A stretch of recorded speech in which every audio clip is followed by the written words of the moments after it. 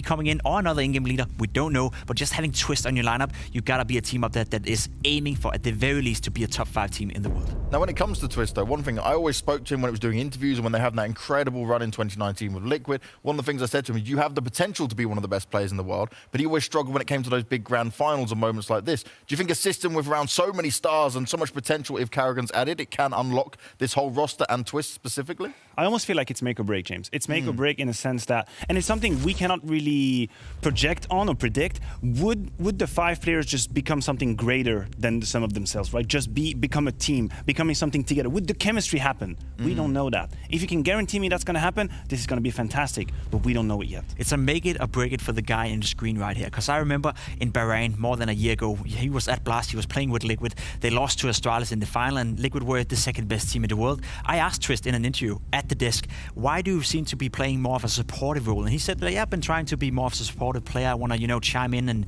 be making the other guys in the team good. That's not Twist for you. He's not supposed to be a supportive element. I admire him personality-wise for wanting to contribute to the team, to be the supportive element. But when you have the ability, when you have the skill set to be one of the absolute best players in the game, to hell with that. Play on the server, go on there.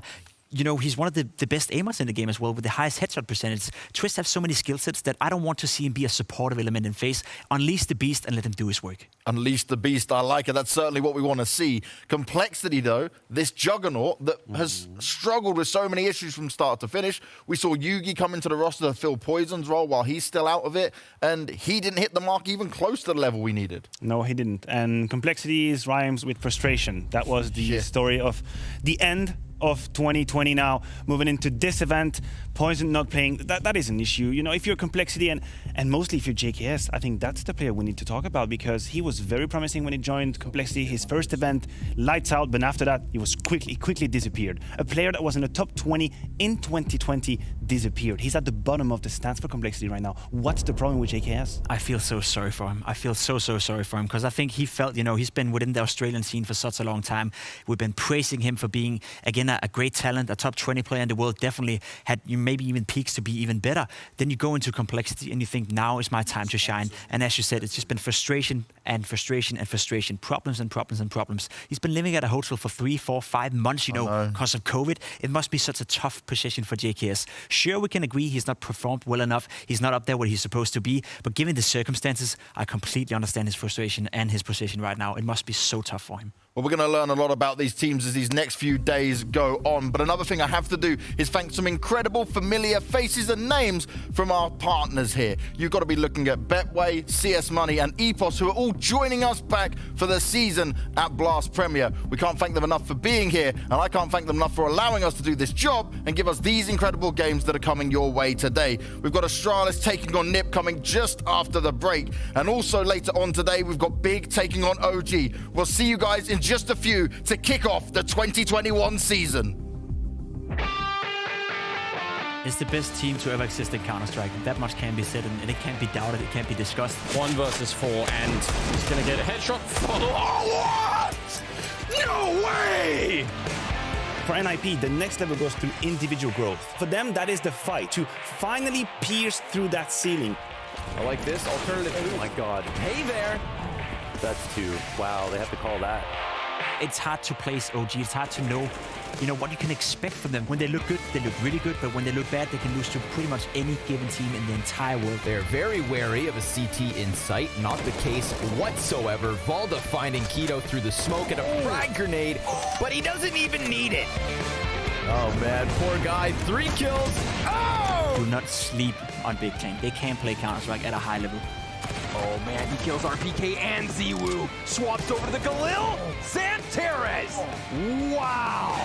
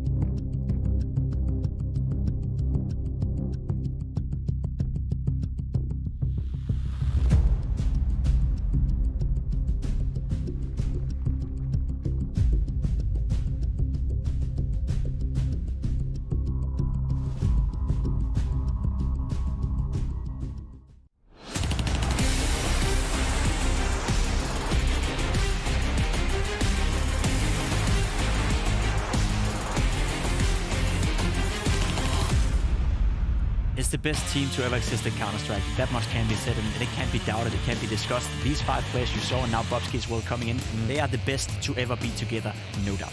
Flashbang into the window. Sip gets the headshot. He needs just one more. Shox is right in front, and Sip, he's toying with him. He takes him down. Of course he does.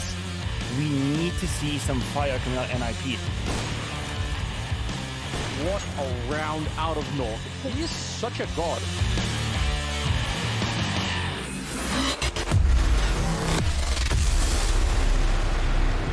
Our first clash for Group 1 is going to see Astralis go up against the Ninjas. And for this, right, it's an Astralis at the end of the year, maybe not in the way they wanted to, but still very successful recovery considering everything they went through with players leaving and joining.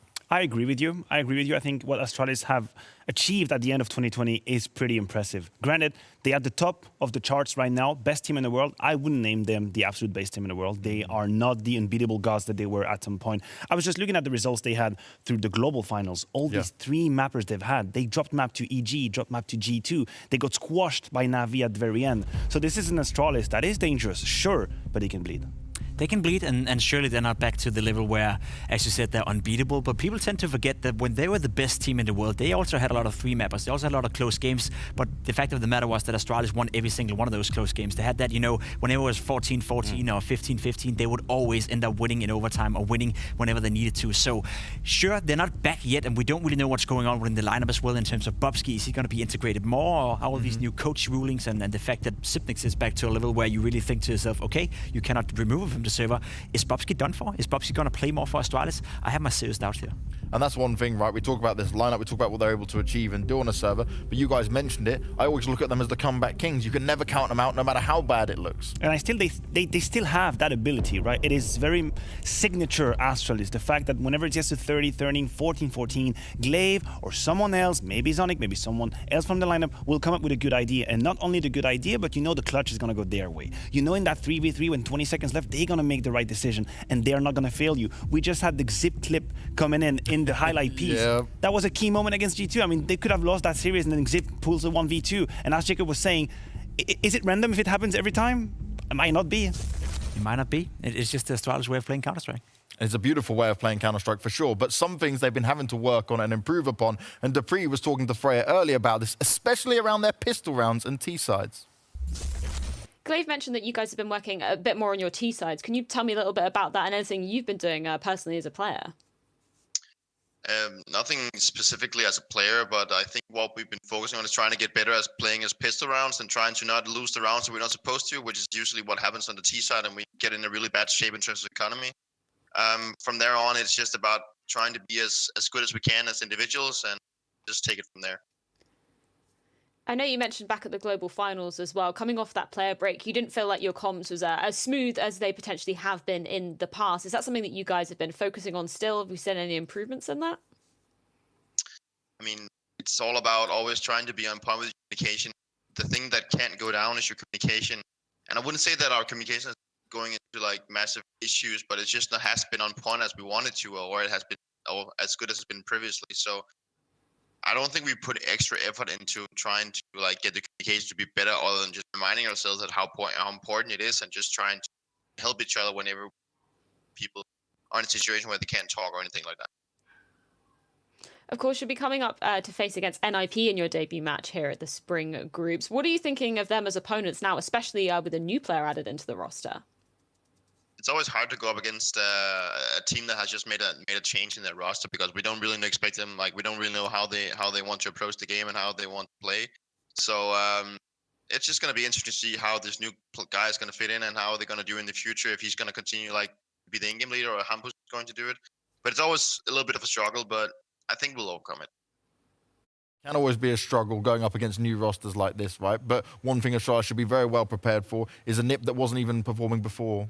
When we come to it, and now they had a new player. Yeah, you can look at all different aspects of the game of Counter-Strike, individual skill level, team play, probably communication as well, organizational-wise as well. You know, Astralis is just better on every single, you know, aspect when it comes to Counter-Strike. NIP got that one thing going for them, that Astralis, and they realized that as well. Their pistol rounds have been absolutely terrible lately. That is one of the main reasons why they struggled so much in all those games during the global finals. I was surprised they were able to get to the final. I think they lost, and don't quote me on this one, you can check it up yourself, 14 out of 18 pistol rounds during that tournament. That is ridiculous. ridiculously bad for a team that goes into the grand final. So the fact that they've been focusing on that is a good thing. That's definitely a good thing. But a not so good thing, or maybe it is a positive thing, is Nip's change. And that's what we're about to learn here today, because this is a young 17-year-old coming from the Young Ninjas lineup. But he was previously the IGL. But I wouldn't necessarily see he just fits straight back into that, because Hampus has been doing a pretty good job. Right, that would be surprising if CTR just comes in and be the IGL. Look, James, I would like to spin that change in a positive way and look at the future in a hopeful manner. I cannot really right now for NIP. I feel like I owe it to viewers to be honest about the situation. I think Twist leaving NIP in that regard is just a sum up of what happened the past few months, which is a disappointing story for NIP. I believed in the process, but a few players in there needed to step up and didn't. I think Plopsky and Nog were two players I had a lot of hopes for in the future. They were very promising. And when they were peaking, suddenly the lineup was very complete, but it just didn't happen with enough consistency. Well, let's learn some more about this new NIP roster. Let's hear from ZTR himself and see if he is going to bring some NIP magic that has certainly been lacking. Of course, we saw you taking on the role of in-game leader in the Young Ninjas. So how's your role changed coming over to NIP? Are you kind of helping Hampus with anything in his IGL role? I don't know if I'm helping with calling, but I'm more of like giving energy, or whatever you want to say. I'm giving out ideas and helping enable the players in the team. So I think that's what I'm going to bring to these games I'm playing right now. And what's it been like getting used to that as obviously a former IGL yourself? Has that been a process that you've had to adapt to at all? Not really. I'm playing almost the same positions, the same type of playing as I did when I was IGLing in Young Ninjas and in prior teams. It's just now that I'm not calling every single round, which can help me focus more on my individual capabilities, which I think is really good as well. Of course, you're going to be coming up against Astralis as your first match with NIP. Do you feel any nerves at all coming up against the top 1 team in the world? How are you approaching this as a player? I'm approaching it as any other game. Of course, I'm a little bit nervous, but I'm not trying to let it get the better of me. So I'm just thinking it as any other game. Both of the teams are we are really good, I believe, and they are, of course, number 1 in the world. But I believe that this match, anything can happen, and we are definitely able to win it. And I'll certainly say the positive thing here for this young man is that he is in the NIP bootcamp facility right now. He's not on his own having to take this test, because it's not easy to go up against Astralis for your first big game. No, it's tough. We discussed it when we mentioned Bit as well from NaVi coming in for his first game for NaVi. And of course, going up against Astralis is, no matter who you are, no matter how bright of a talent you may have for the future, it's going to be a tough task. So the fact that you're surrounded by, of course, the teammates and surrounded by the support staff within NIP is a good thing. But as Matthew said, I'm having a very hard time, seeing where the positives lie for NIP. I felt Twist was the diamond within the lineup. I felt Twist was the guy with the highest potential. We don't saw it often, right? We asked it all the time, where is that Twist that was rated to be the best player in FPL in a year, where all the players thought to themselves, okay, he's the most skilled individual we have in the game. He just never got to showcase that in NIP. And that's a problem for me, because you lost your one star player or your one rough star player that never really got to be the star you wanted to. And that brings me on to my next question. We always spoke about this lineup of being able to do well and have a little bit of success, but never push the mark. We looked at Nork as potentially the guy who was going to change the game, the future star for NIP, and I have not been impressed. He's even had time now to come back from obviously having that bit of break away from Counter-Strike. This is now time to shine, surely. I agree with you. I agree with you, because I think that Nok's evolution was the premise of NIP pushing the boundaries. When they brought him in, he was a player that could potentially take over a game, right? An AWP. And one of the very first criticisms I had was be more aggressive. Let me give you a stat. 14% of attempts at opening kill. Only 14%. Most players are around 20, 25. That's an AWP that is not trying to open up the round for me. And for the team, not for me, actually. I don't mind if you open up the round. But for NIP, it matters. And I said it the first time I saw him. I said, you have the talent. Go for it. Make the difference. So was it the system or was it him? I don't really know, but the promise have not been accomplished, I'd say. And one thing we normally say in this situation is, oh, they don't have enough space. Well, in this lineup, he has more than enough space. There should be enough space. And if you're as good as you were looking, right, you take that space and you charge that space. You tell your teammates, okay, I'm going to do this. I'm the AWP player for my lineup. You give me space if I need space. That's how you got to work yourself around if you're an AWP player. I can't not think, of Yuki. When Yuki was playing in Heroic and he was fantastic, everyone, including myself, thought to ourselves, okay, there's a player that's going to be as good, if not better than Device. He took a break for 6 months, I believe, some personal stuff, came back, and we've seen what happened to Yuki. He never got back to the same level. I sincerely don't hope that's the case for Nog, but this is about it, right? 21 will have to be the year where he once again showcased some of that skill we saw when he bursted into the scene, because I agree, there was so much talent and it was so promising for Nog. He needs to be the difference maker for NiP, but when it comes to this veto, I don't think there's much of a difference they can make in order to try and take down the giants of the map pool like Astralis. No, I don't think so, especially because Astralis is going to remove Mirage, which is the most picked map for NIP, so that's not a good start. Nuke being removed by NIP, that is interesting. That leaves Dust 2 open for Astralis. I know it's not their go-to. They could go for an Inferno, which would make sense, but we have seen Astralis surprises in the past. Now, when it comes to NIP, I think they're going for the tactical maps. I think the Overpass, the Vertigo, they go for Overpass. I got lucky on that one. I'm not going to pretend like I knew. I had multiple choices. But for Astralis, again, the question is, do you go for Inferno, which has been their #1 pick, and they have a crazy good win rate, or do you change things up? Dust 2 is up for the taking. Jacob, you have a go? They go for Inferno. They stick it to conformity. Let's be honest, right? We both were surprised when Astralis constantly picked Overpass in the global finals, and now NIP is picking Overpass in towards Astralis. So I think if you're Astralis right now, you're super happy with the veto. Everything is basically going your way. You get Overpass, you get Inferno, where that is your stable ground sort of. So even though that the third map could be one that is a little bit out there, maybe Train. Yeah, I don't think Astralis want to play that. Yeah, so it's probably going to be the seventh map out of those, and in that case, yeah, okay. Well, there we go. That is actually interesting, that Astralis is willing to play Train. One of the evolution of Astralis late 2020 was the fact that they built in this very deep layer of maps that we didn't really expect from them. Train, Overpass, Vertigos. Those are not maps that Astralis pick, but if you pick against them, they destroy you. Overpass is straight up in that category. I talked about how they built it for Vitality. Now, NIP is about to pay the price for it, but that's an Astralis that is actually building a map pool very, very deep. The most interesting part about this video, I will say, is the fact that Astralis leaned away from Vertigo and allowed Train to be a third deciding map. A map that, sure, they've been able to play Train more or less throughout their entire career, but it's always been the 5th or 6th map within their map pool. So the fact that they're now integrating that into a best of 3 against NIP, where they're the heavy favorites, maybe they've been doing some work on Train in their practice. Well, should we find out how heavy favorites they are when it comes to the Betway odds on your screen right now? And all right, you can't really argue with that, right? You have to give it to them. I'm really shocked right now. Yeah, they're the favorite. Of course, they're the favorite. Astralis should win against NIP. I would even go as far as saying NIP taking a map off of Astralis would already be a surprise. Do you think that's even possible, though? Because when I'm looking at this is all set up for a 2-0. Yeah, I once said that 100% that was not going to happen. So I don't think I'm gonna say that again. I think there's a chance for NIP here to make it competitive, but I personally would be very, very surprised if Astralis were to lose a map here. I don't see anything, any single aspect of the game of Counter-Strike or the game, that surrounds the game of Counter-Strike going the way of NIP. So sure, Astralis are heavy favorites, and again, if NIP can make this game competitive, I personally would be satisfied with that. And real quick for me here, Maniac, do you think here when we look at ZTR, there's an eye test you want to look at to see whether he's got what it takes? Yes, absolutely. And it's going to go way beyond scoreline, way beyond his scoreline specifically. I'm going to keep an eye on how does he act under pressure, in clutch situation, does he take risks? For us analysts, and maybe for the rest of his career, and for other people out there looking at him, these are matches where you can make a mark. Even though your team might lose, individually you might actually have a good game, and people start thinking, oh, wait a minute, this ZTR man, he's interesting. Look at him. For the eye test, look whether or not he's scared on the server. Is he willing to take initiative? Is he willing to go for the duel he's supposed to go for? Surely he's a bright talent, otherwise he wouldn't play for NIP, otherwise they wouldn't have brought him up. So he knows how to play Counter-Strike, but can he do it when the pressure is on? When you look for eye test, is he ready to take the initiative? Is he ready to go for the duel? It's against Astralis, so it's a big task ahead of him. Well, it's about time for us to find out how this is going to go down. ZTR making his debut for the Ninjas in Pajamas, but it's got to be up against one of the toughest teams to go against in Astralis. We're going to a break, and when we come back, we're kicking off the 2021 season here at Blast Premier.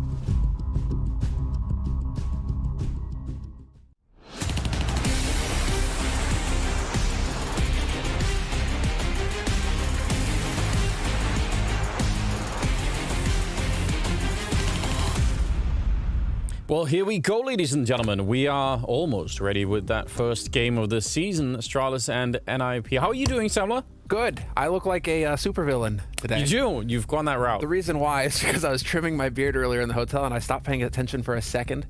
And I dug a big hole in my beard. So, you know, now we have this, and we'll see. That is the Let me know what you guys think. That's the kind of disguise that a super villain would, like, you know, you would cover yourself like that. Well, you don't want to get rid of all your facial hair, because when you need to jump across the border, you need to be able to shave at least a little bit off, right? Yeah, that's a good point. There's got to be something left. I didn't even think about that. You know, got to be, because I got this now, so I can put a wig on easy. That's true. This is what you need to do to get to Copenhagen, you know, to cast to cast Counter-Strike for Blast. What we also need are, you know, some odds, just covering a little bit about how this might turn out. 5-1 roughly, the Betway odds. Is that a shock for you? Not really. I'm honestly a little bit surprised that it's not more. Okay. NIP with a new player, Astralis coming out of last year, and obviously the global finals, the way that they did. Even if they didn't win it at the end, I still think it's. I don't know. I mean, they lost against a fired up Navi. They did. Nobody would hold it against Astralis, I think, that one. They, you know, lots of reasons. We've been doing a whole bunch of discussion, obviously, over the past week and a half. Everybody trying to figure it out, pick it apart. You know, why did it happen the way that it did? Yeah. And obviously, that leads into what we're talking about going into this tournament. Obviously, Astralis are kind of getting eased in. And, well, here's the new player for NIP, replacing Twist. Twist just getting benched. And, well, I guess, you know, there's some speculation about Twist, but if you looked at his rating, and if you looked at the stats about his performing, he was at the bottom of the scoreboard for NIP for a good while now. So he got voted off the island. He kind of got voted off the island, yeah. They should do that, right? They should make it like a community vote where like NIP fans can just vote people off of the team over time. That'd be very exciting. You'd have like a whole sort of social reality kind of thing. Sweat dripping down every match. I need to do. Suddenly you could have team kills just to stop the other guy from getting. That's what I was about to say. The baiting will be unreal. All of a sudden you're just throwing a grenade in after him, maybe a few shots in his back just to soften him up a little bit. Definitely, there's a concept there. We'll work on it. We'll get it up and running at some point. But right now, I think everyone is more or less in the server. So we're just a couple of minutes away from actually getting this underway. And the maps we ended up with were interesting as well. Sure. Overpass in there. You know, okay, so the way that I read this, it makes perfect sense from Astralis' perspective, actually. I thought NIP were going to try and take him to, like, Dust 2, you know, get him in there. But Astralis have just gone ahead and said, okay, we'll play you on your curveballs. Overpass, fine. We played that twice in the last tournament. We're 1-1 on it, but we're also really good on it. So that was a bit of a fluke loss versus Vitality. Fair enough, we'll take you there. We'll go to Inferno as well. But better yet, we don't have to show our Dust 2. We don't have to show our Vertigo. Yeah. Astralis are loving it. They're like, cool.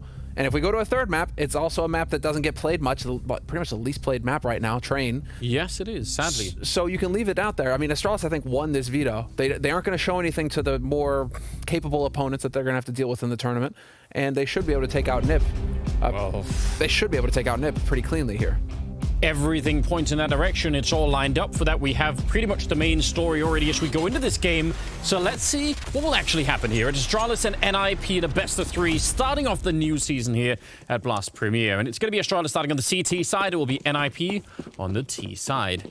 And they are already moving outside of the B-bomb site, but you could tell that a couple of their members are spread out looking through connector and everything else. Magisk, though, if he keeps pushing, they're going to find out. Oh, Device, he is pretty much the only defense here at B. Sip is really far back, and he does get a headshot on Rez, which is incredible. Nork picking up Glaive, and somehow NIP actually come out on top of this, even if Astralis were in a very, very bad situation there.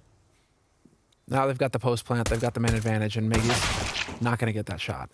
Wow, I can't believe it. So, I mean, that could have gone quite bad, I think, for NIP potentially there. If they would have found Nork, that would have been a decent retake for them. And Astralis gambling everything on the idea that they could check out the A side of the map before NIP hit the B-bomb side. And then they were too quick. The ninjas, they were right in there. And as soon as Device went down early on that L-bend, it was just bad news all day. You know who the real winner is in this, though, Zipnix. Zipnix, obviously. I'm going to answer the question before I even finish the sentence.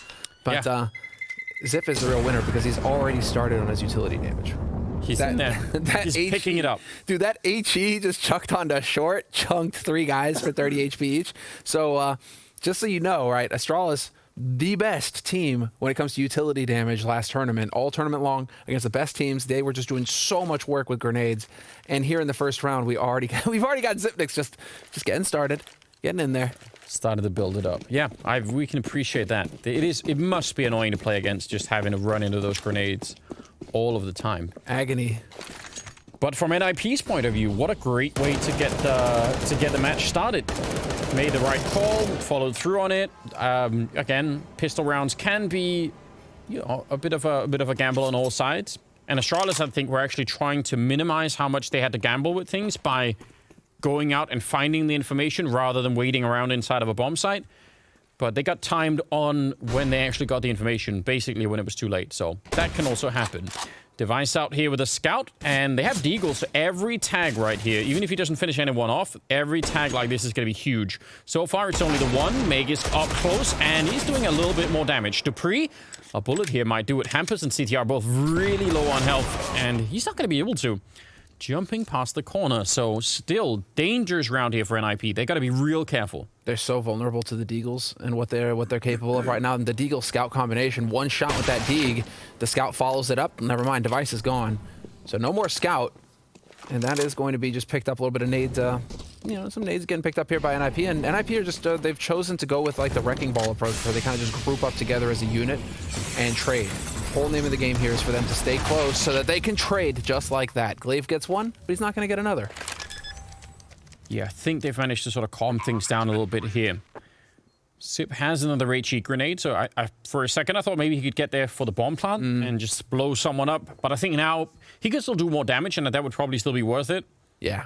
But winning the round, I think, is out of the question. Yeah, Nork and Hampus, very low on health. Yeah, you could tell. You could get a sense in this round of just how much could have gone wrong. So I'm glad that NIP actually managed to keep that cool. I think at most he's trying to keep them close to the bomb, or maybe just close to the HE. Throwing it right on top of Rez. It'll do a little bit more. Not as much as it could have been, and the deagle will not ring true. So I think that was actually pretty well handled by NIP. These are the kind of rounds that you can easily get rattled in, right? You take some scout damage, you lose a couple of players early on, and the panic sets in, but not the case for the Swedes. So I'm happy to see that. So you got some guys, they play for scoreboard, right, Anders? So they'll play for kills, they'll bait their teammates, right? Exactly. You know all about that. I'm convinced that Zipnix plays for utility damage now, because that smoke into HE is just he's just literally baiting somebody into that HE. He knows they have to check it. I'm not leaving this round without some grenade Dude, he's damage. already at 93 damage with grenades. Like, over on Nip side, it's 19 for Rez and 8 for ZTR, and there's nothing on Astralis. It's only Zipnix with 93 damage with the grenades already. That's so silly. This time, there's not going to be any utility damage out of Astralis. They just have the one flashbang. There might be some kills. Well, that is... He gets deep in there, Hampus, and he's going to find out that there are a lot of people there. So the rest of NIP sucks to lose Hampus, but they're quite happy to make the switch. And if they just keep running at this point, they're going to get there in time. They have all the grenades. I don't think they're going to be in trouble here. Magus gets picked up a Molotov, actually, so there could maybe be some utility damage now. But this has gone on long enough. You can see the rotation coming in from Astralis now. It's gone on long enough where NIP, they could commit to A, or they could go through connector. The thing is, they've given everything up on the B side. They would have to take time to clear out connector. We're getting to 50 seconds on the clock now. It's time to go here for NIP. So hard to do this on the A-bomb side if you're Astralis, though, and they're going to end up fighting a little bit separate there. They did put the flash out to try and catch someone, but it looks like NIP are going to be just fine here. And Dupree coming up with another couple of kills, so it becomes pretty expensive. That's back-to-back rounds where they lose 3 rifles, or 2 rifles, I think, the last one. But still, yeah, making it expensive is Astralis, and now they can pick up their own rifles and really start fighting. That was a hard eco as well. Yeah. USPs. It's not even like they invested anything, and they managed to get 3 guns off. That's really nice work here from Astralis, making sure that NIP do not get too ahead of themselves. And so now we get to see here Astralis on this CT side. What are they going to be going for? 3 towards B. Looking like default approach here from Astralis. Device likes to play aggressive on the CT side when he has that AWP. He decides to play it a little bit, still here, still looking for the shot. But he will push top mid as well with that op. He's not afraid to. And this is a beautiful setup, actually, from Astralis. I've seen this very many times before. They throw that smoke all the way to the barrel. You could see it right here in front of Hampus. That means if anyone is helping, and then they flash their way out, and this time they took down CTR. But yeah, that's so cool. I've seen them do that a number of times before. I think they actually throw. I think it's Magus who throws the smoke basically from where the boost spot is, so right as you enter the B area, and then it's a genius setup. It's really cool to see. And it segments, if anyone is out there, they're going to get caught in the flashbangs, and the teammates that are further behind can't actually help out. Now, Sip all the way back here with just the AUG. Let's see if he can take someone with him. He's going to get some really advanced info. That's a nice flashbang, though, and they were ready for it. Counter Molotov comes out to slow them down, and with 50 seconds being slowed down here is a real big problem for NIP. Because if you just set up again outside of B, you know there are going to be more people inside, and if you go back to A, well, you don't have a lot of time. I'm surprised at Zipnix. What was he looking at there for him to get so boldly caught by that flash? It's uncharacteristic of Zip for sure. Glaive needs to pump those HE numbers up as well. Definitely not up to snuff. We need to see better from him. But it is looking like they're going to commit fully here to NIP. It's onto the B side they go. Nearly catching it, but 20 seconds left. This is being read by Astralis. They know what's coming. They got 3 people here, a 4th one about to join, and this is so slowed down right now. Rez is going to get dropped. Popsky's just going to try and put that bomb down inside of the smoke. Hamper's covering him, but that's only going to last for a minute there. Magisk with a nice double and a triple actually at the end of it. And Astralis will pick up their first round. And I just think it does. I mean, there's a very good chance that Sip could have just taken someone with him, but you actually see the power of that setup even without it, because it allows for the perfect Molotov, and then NIP are just stuck there. So they get such advanced information that it still just works out. Which normally, I mean, think of how often that happens on the B bomb side of Overpass, where you know that it's a B hit when they're on the site. And that you want to, on the CT side, you want to try and limit that, right? You want early information, and the B is like almost like the complete opposite of A, where in A you could be pushed up really far, you get really advanced warning when people are showing up. Not so much on B, so I'm happy to see that they try to do that. Well, here's some of that aggression from Astralis, and NIP were ready for it. Checking, doing their homework. Device going to miss the pot shot on Rez, but this was a setup that we see here from Astralis on the CT side, where dupreeh and Device, that 1-2 combo, they really like to work together in mid to create room. They had Magisk helping him out there this time as well. But Device, he will set it up so that he gets that first shot with the AWP from Birthday. He'll do it a few times a half. So Rez, though, catching Glaive out, that's a big opening here. Yeah, and force Astralis to be careful with Magisk. And he's going to go run. Rez, oh my god, he's playing on his own. He's just a distraction. So getting a kill is huge. Staying alive after that is really, really important. And, I mean, he nearly got the double. Now, Sip is down here, and they need to move. I have no idea why ANIP is slowing this down. They need to be quick about it. Sip will take one more, and Plopsky will finally drop him. But I think they might have slightly run out of time here. Bomb being attempted inside of the smoke. Magisk, he can't actually see him. Surely he could guess it. He's going to catch him coming out. Straight headshot to take down Plopsky. And now it's on Nork. Grenade just does a tiny bit, and that AWP inside of the smoke. He's so worried about getting flanked, but I don't know. It would have to be a miracle for him to survive this. They are walking up right behind him. dupreeh's there, just a second away from shooting him in the back, and Nork has got no idea this is coming, and it'll be dupreeh with the kill. That, I think, was... I don't think they could have sped that up. I think they could have overwhelmed Sip, and just, instead of him getting 2, it's just a 1 kill, and then they probably win the round. And I think we are going to get, we'll take a look at Zip again, though. The way that he holds this is so sharp, though, because he immediately starts backing off to try and close off the angle. Yeah. And this time around, NIP were there to trade it fast. But the way that he plays B-side is just so brutal. And if you keep giving him opportunities like this, he's got 4 kills. Right? Well, actually, everybody's got 4 kills, except for Device. Device is the only one without a kill. Yeah, it's interesting. 4 players have 4 kills. Illuminati confirmed. But if... I mean, at that point in time, with the way that Rez worked the A side of the map, that should be a round win for NIP. They had that all set up. Aggression coming out though, even behind Device's own aggression. But Hamper's taking the kill on Glaive. That's Astralis feeling pretty bold at that point in time. He was being very quick about that. Oh yeah, but look at Astralis, how they're going to address this. Now they've rotated dupreeh and Device over towards long. Device has got the angle. Hampus, misses the shot, Device. Missed opportunity here, and now this closed angle isn't going to be as strong. Did he hit the breadbasket, though? Now that's a replay that we need. Carbs. I guess he did. Ooh, almost time. dupreeh is here, though, and let's see. Yeah, this is a bit of a bait setup. So he's falling back. Are they going to check? They still will. That's some amazing groundwork coming up from NIP. They heard the steps back. They didn't just bite. That's an incredible shot from Device. And they're still going to catch him out. Now there's trouble here. Magisk on the site itself. He's going to go fight them, but there's just way too many people out there. And NIP managing to find just a very, very cool situation here. 4 versus 1. The Molotov didn't do anything, but Just leave Sip alone and you'll be fine. Don't go fight him.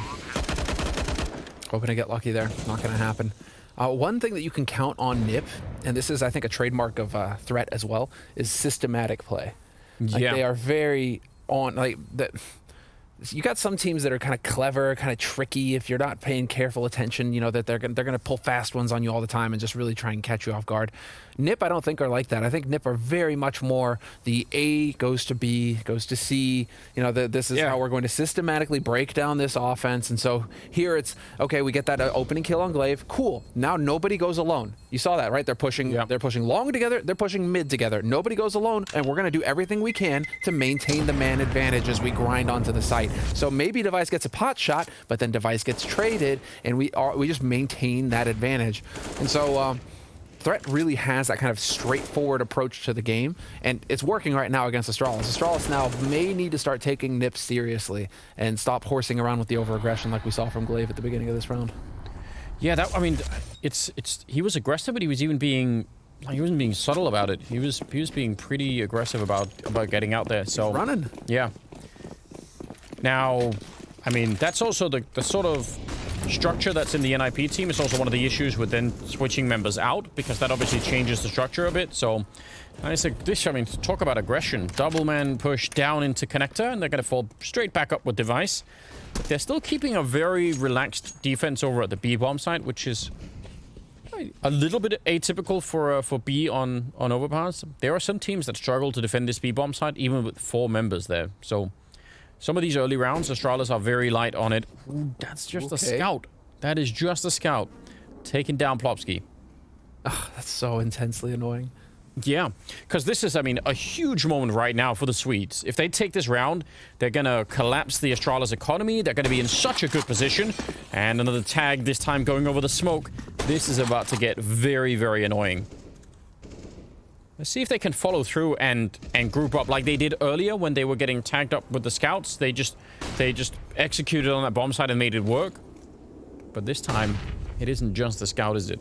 No, there's going to be quite a bit of support here from the rest of Astralis. They're going to have 3 players up on this A site, and that is one thing that can work against you, as the push is going to come onto the site. We can touch on that after this round.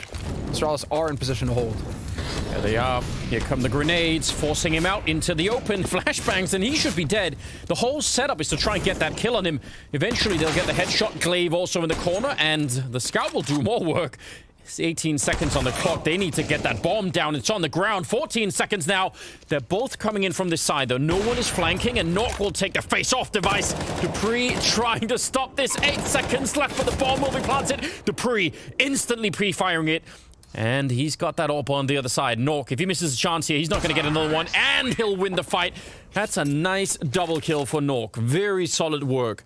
And that is all of the money gone from Astralis. That's a huge clutch there, and a great round out of NIP. Let's see, this is ZTR's perspective. We got to give credit where credit's due, though, Anders. ZTR, that's back-to-back rounds where he gets doubles pushing onto the site. Yeah. He's looking good, and he is top fragging for NIP right now with 9 kills. Runner-up would be Nock with 7. So the young guns here.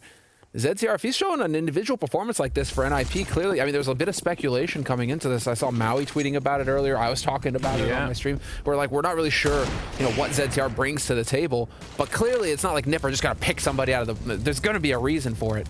If they feel like he's got the qualities to show a strong performance against a team like Astralis, I mean, this is fantastic. It's a great opportunity for him to prove himself. Oh, it definitely is. You know, the NiP management. Well, that's just, I mean, you know, if ever there was a time, well, that's nice, they lined up for him. If ever there was a time to potentially panic in your sort of, you know, your first really big game here, it's playing the best team in the world, right? You're playing the best team in the world and it's a best of 3. There's definitely going to be pressure on.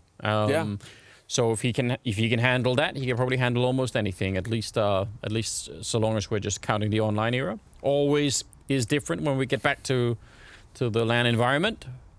Which soon, listen, I can't wait for it, because we, not just the fact that we've all got so used to this now, but we have a lot of viewers certainly that have never seen that. So the translation from online to LAN this time is going to be really brutal. I can't wait for it. It's going to be fun. It's going to be sick. Well, here we go. 9th round, and Astralis are struggling, and the struggle continues into this round.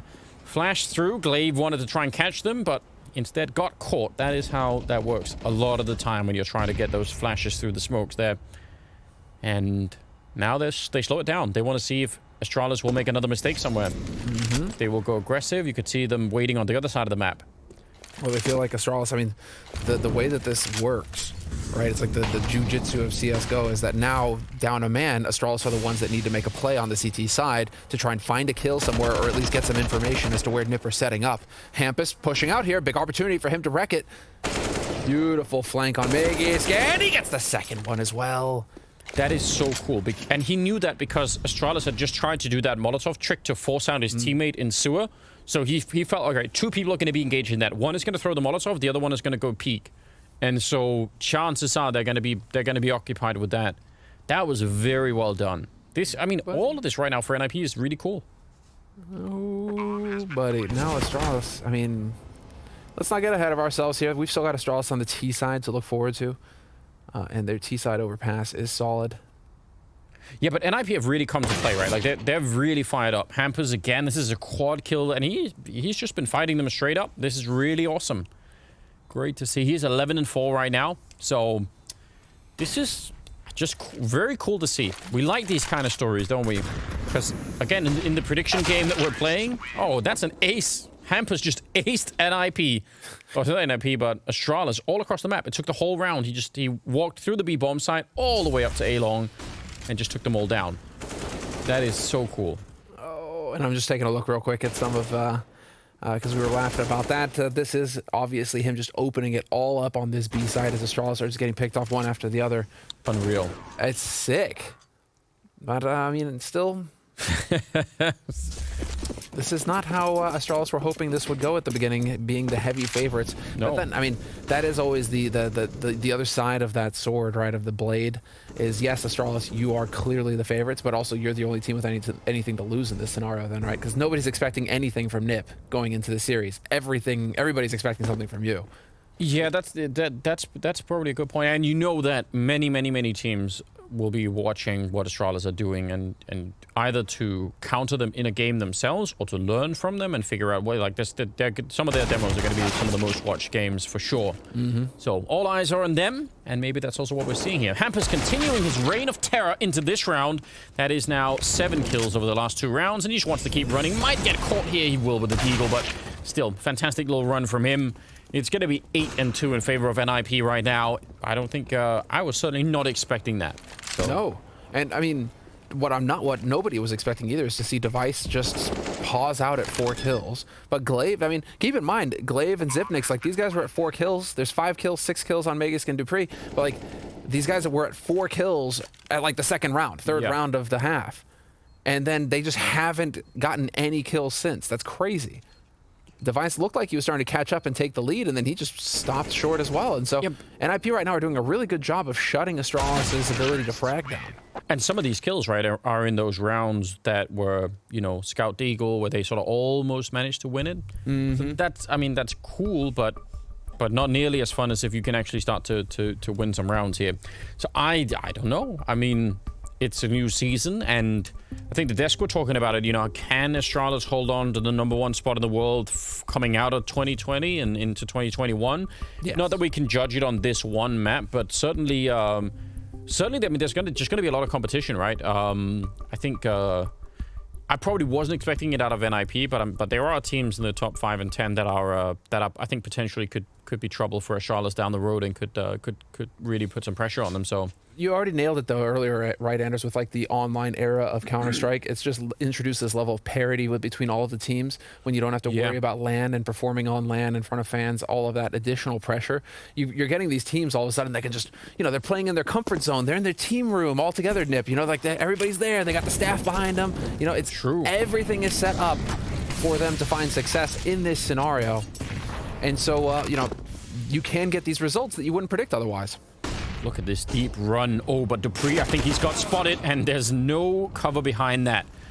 The wooden plates there, or the wooden boards, are just going to get fired right through. It is a trade at the end, so 2 for 1 in favor of Astralis. And again, continuing on with the aggression. But it actually looked like NIP kind of knew what was coming. Yeah. So, yeah, heads-up play really from both sides. Just worked out in favor of Astralis this time around. And now all they have to do is hold on to the advantage here. I'm wondering if they were expecting Device to hang around that long, right? Ready for Dupree, the push for some kind of aggression mid, fair, right? But when Dupree dies, I'm wondering if Nip are like, you know, no, there's no way Device is still holding mid. And sure enough, he gets that kill and gives Astralis the man advantage again. The key there is that Glaive actually kind of backs off and doesn't force the issue on Monster and decides, I need to stay alive in that scenario over here towards B. And so there was an opportunity for Nip to trade it. Now we're just going to see Nip just straight up run onto this B site in a moment. Oh, grenade is going to be right on top. That's amazing. 70 damage across 2 players. They just had all smoke left to try and put that out. That's really important. And Glaive is right underneath. He's going to see CTR coming through. So now Nork and Plopsky, 2 versus 4. I think damage is the best outcome right now. Get another couple of kills here and don't just let them walk out with 4 rifles. Then that way you keep the economy really low. Not going to be from that. And Glaive with a follow-up. So great round out of Astralis, obviously. The aggression and forcing them back into a B hit, and then the timing of that nade from Glaive was pretty impressive. Mm-hmm. Yeah, that's Hampus checking. He gets bopped, and Glaive is on the board, Anders. We were talking about it, sitting on 4 kills for 10 rounds or something. Now he's finally got 2 kills. So, good for him. He's up on there. Maybe Astralis are going to start waking up and getting things rolling for themselves on this CT side. Now they've got all the nades that they could want. They've got that AWP on Device, and they're going for it again. Device straight up to top mid, looking for this fight. That smoke canceling it out, though, makes it tricky, and Rez not connecting. Man, he couldn't see anything, Device. That just looked like it was, you know, pure timing, but it did leg him, so I guess that is fair play. They've at least taken over this first part of the map here in IP while keeping an eye outside of B. So pretty common round for now. 3-man setup down to the B bomb site, and yeah, Device and Dupree, they only fall a couple of steps back. They don't go all the way back to the A bomb site, which some teams will do. You know, some teams will just try and take a shot and then run back to A and hide, but Astralis are a little bit further up on the map. Ooh, that is some good timing. Sip, I don't know if he saw that before the smoke went up, but taking that kill early on is interesting. And Dupree will catch them as they come running past. It's a triple kill at the end, taking down almost the entire NIP team. And I don't even understand how that's possible. The only way that NIP wouldn't flash that to check it is if they wanted to be silent about it and not show that they were there. But the risk is enormous. Plopsky now on his own, having to try and do this 1 versus 5. And he did get a kill on one of them, but he's going to get caught before he got to the breadbasket. So no picnic allowed. No picnic allowed, man. He was sent to bed without eating. No dessert, no fun. Astralis definitely need to be having more fun on this CT side, though. I was just checking again to see the quality of the opponent that they've been playing on this map, and they've just been playing top 10 teams on this overpass for a little bit now, and 60% win rate on CT side for Astralis on CT side. I mean, they need to be getting a few more rounds on the board here for their CT side, because their T side is good. It's not terrible, but it's only 50%, which, you know, it's not. That doesn't speak of a dominant T side to fall back on here in the second half. Yeah, I agree. That's a nice wall bang. That was actually Sip from inside of the bomb site. You could see that. What was that? A headshot through a wall, through a smoke. A lot of icons on top of each other. Dupree, not going to go aggressive and not going to get caught. Actually, a little bit of a dance between him and Plopsky right here. And eventually, I think Plopsky was getting wall banged as well. Oh, wow. I'd be very mad if that was me. Let me at least have the fight, you know? Yeah, let me fight fair. And then that's the thing, you know, this doesn't happen. If you're fighting fair, you're doing it wrong. Yeah, that is definitely true, isn't it? So Nork and CTR are left, and Astralis are thinking, we're sort of playing the same way that we were in the beginning, and it's working now, so... Well, keep in mind, maybe this is actually like the trend. Because remember, Astralis, they lost versus Evil Geniuses in the first match of the Global Finals. First map, right? I gotta say map, on Inferno, 16-14. Took them a while. In that first half, Astralis were looking pretty cold too, but then they started waking up, and then it turned into a fight, and then they smashed EG on the next 2 maps, 16-8, 16-6 or something. So, is that something that we're just going to expect from Astralis now? Well, I expect utility damage and kills from Astralis. They've delivered on that all half long. That landed right on top, and the door was open for them, so... I know. Yeah. No, you're right. We have seen some pretty cold starts from the Danish side, so some of the times they've had to fight their way back. Now they're on a mission to try and hunt down Nork and this AWP. Not that much money left either on NIP, so That's a bit tricky. At least res is a little bit low. Hampers could buy, so they can still put a buy together here. But yeah, this is perfect timing. That lineup is so annoying. What do you do? What do you do? You're flashed into oblivion. You're getting HE tagged. Yeah. Then you're just getting wall banged. Can't do much, can you? This is a good time for Threat to call for a timeout, though. I like that. It was starting to feel a little bit too Astralis sided there. Felt like things were going a bit too quick for them.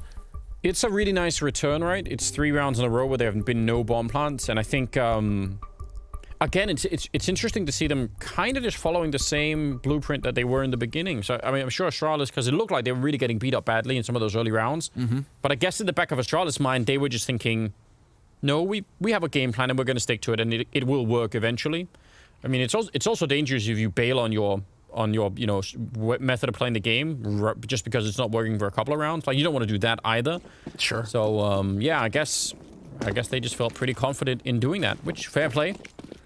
They've proven it right. Flash to go right over the wall. Let's see if it's going to help them out. Actually, Device not pushed out far enough, and Magus, he's diverted back down into connector, so it's really just Device out here. Magus trying actually to get, I don't know, he's in the middle of nowhere right now. A little bit dangerous. Device, though, that's a nice leg. And the grenade follow-up, will it catch him? No! Huh? It must have bounced off. It must have not went over. Oh, that's so disappointing. Yeah, it is, isn't it? It looked like that was going to be just a touchdown. Oh, and they have to realize that he's close. They have to realize that he's close with that HE. All right, shot him through. Megan's turning around. Oh, man, they got completely distracted. Now he's going to swing for it. He'll take the kill and finally get traded. But this is still a very good opening for Astralis. They're going to be happy about all of this. 4 versus 2. And now they don't really need to fight anymore. What is this, 2014? Freaking Ops CZ over here? Smith wants his weapon combo back, Device. What are you talking about here? If they return the draw speed on the CC, you'll see it. And then we're good to go. Oh, he's going to push through. Hampus is down there, but he's low on health, and he'll bring down the little crooked tower that they'd built in front. Well, triple for Device. He started to get warmed up. Astralis started to get warmed up. It's real bad news for NIP, because this is a 4th round in a row. We're going to go into the 15th round with, well, at least some round loss bonus, so that's kind of helpful. Huh. It just completely overshot him, that grenade. Wow. Sees that up close, baby. Yeah. What are you going to do? Just... That's a tough one. It's like a little tower they built. And it was leaning. Oh, now Device and dupreeh again. Again, with the aggression. I like it. Don't show respect. The Astralis were showing a bit too much respect, I guess. You know, just taking him a bit too seriously. That's enough. If he would have had something like an axe instead of a knife, he could have role-played a lumberjack or something and just chomped them right down. Yeah, you've been playing too much Ark, my dude. Maybe just a bit. It was fun, though. So who's the T-Rex on this team, Anders? I mean, if I was on the team, it would be me. Because I did at one point have Sip, riding on my back, but that's it's true, and that is story. That's a story for another day. As already the push is coming through here, Knock is up on that A site. dupreeh, he's living on borrowed time. Oh, they're right behind him. Oh, but he turns. That's a nice shot. That's the power of the AUG. I mean, just the fact that you can scope in and just get that one headshot right there. That's pretty sweet. dupreeh, he's actually fighting his way out of this just admirably. He's doing a fine job. And that means, very likely here, I don't know what Rez would do to fight his way back. He's low on time, obviously low on friends that are still alive at the very least. So, yeah, he's hoping for a chance. Give him something to work with, but it is not coming. So, in terms of a return into this map here, I bet NIP were hoping for a lot more. It's a nice attempt, but it's not going to be quite enough. 8-7 in favor of NIP at the end of the half. We'll go to break, and we'll be back with the second half.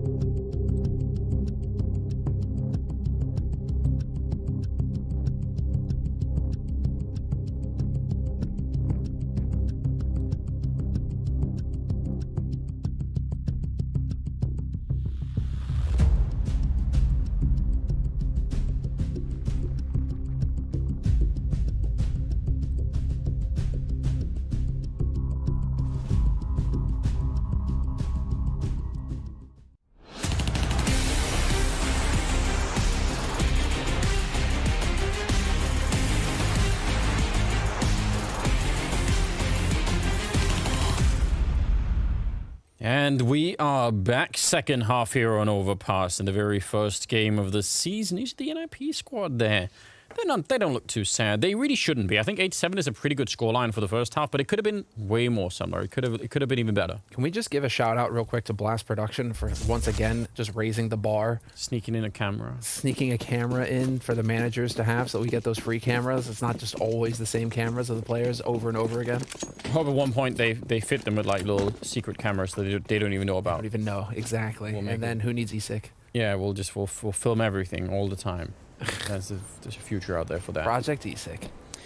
There we go, yeah. With the investigations, could be real solid. We are heading into the 16th round, second half here, and for NIP, they lost 5 rounds in a row to end that half with, and even though it's a good scoreline, I think overall, you might feel like, you know, we've run out of steam, and Astralis have clearly picked all of it up. So, that needs to change. See if NIP could pick up a good round here. They have a smoke and a kit on CTR, and that's pretty much it.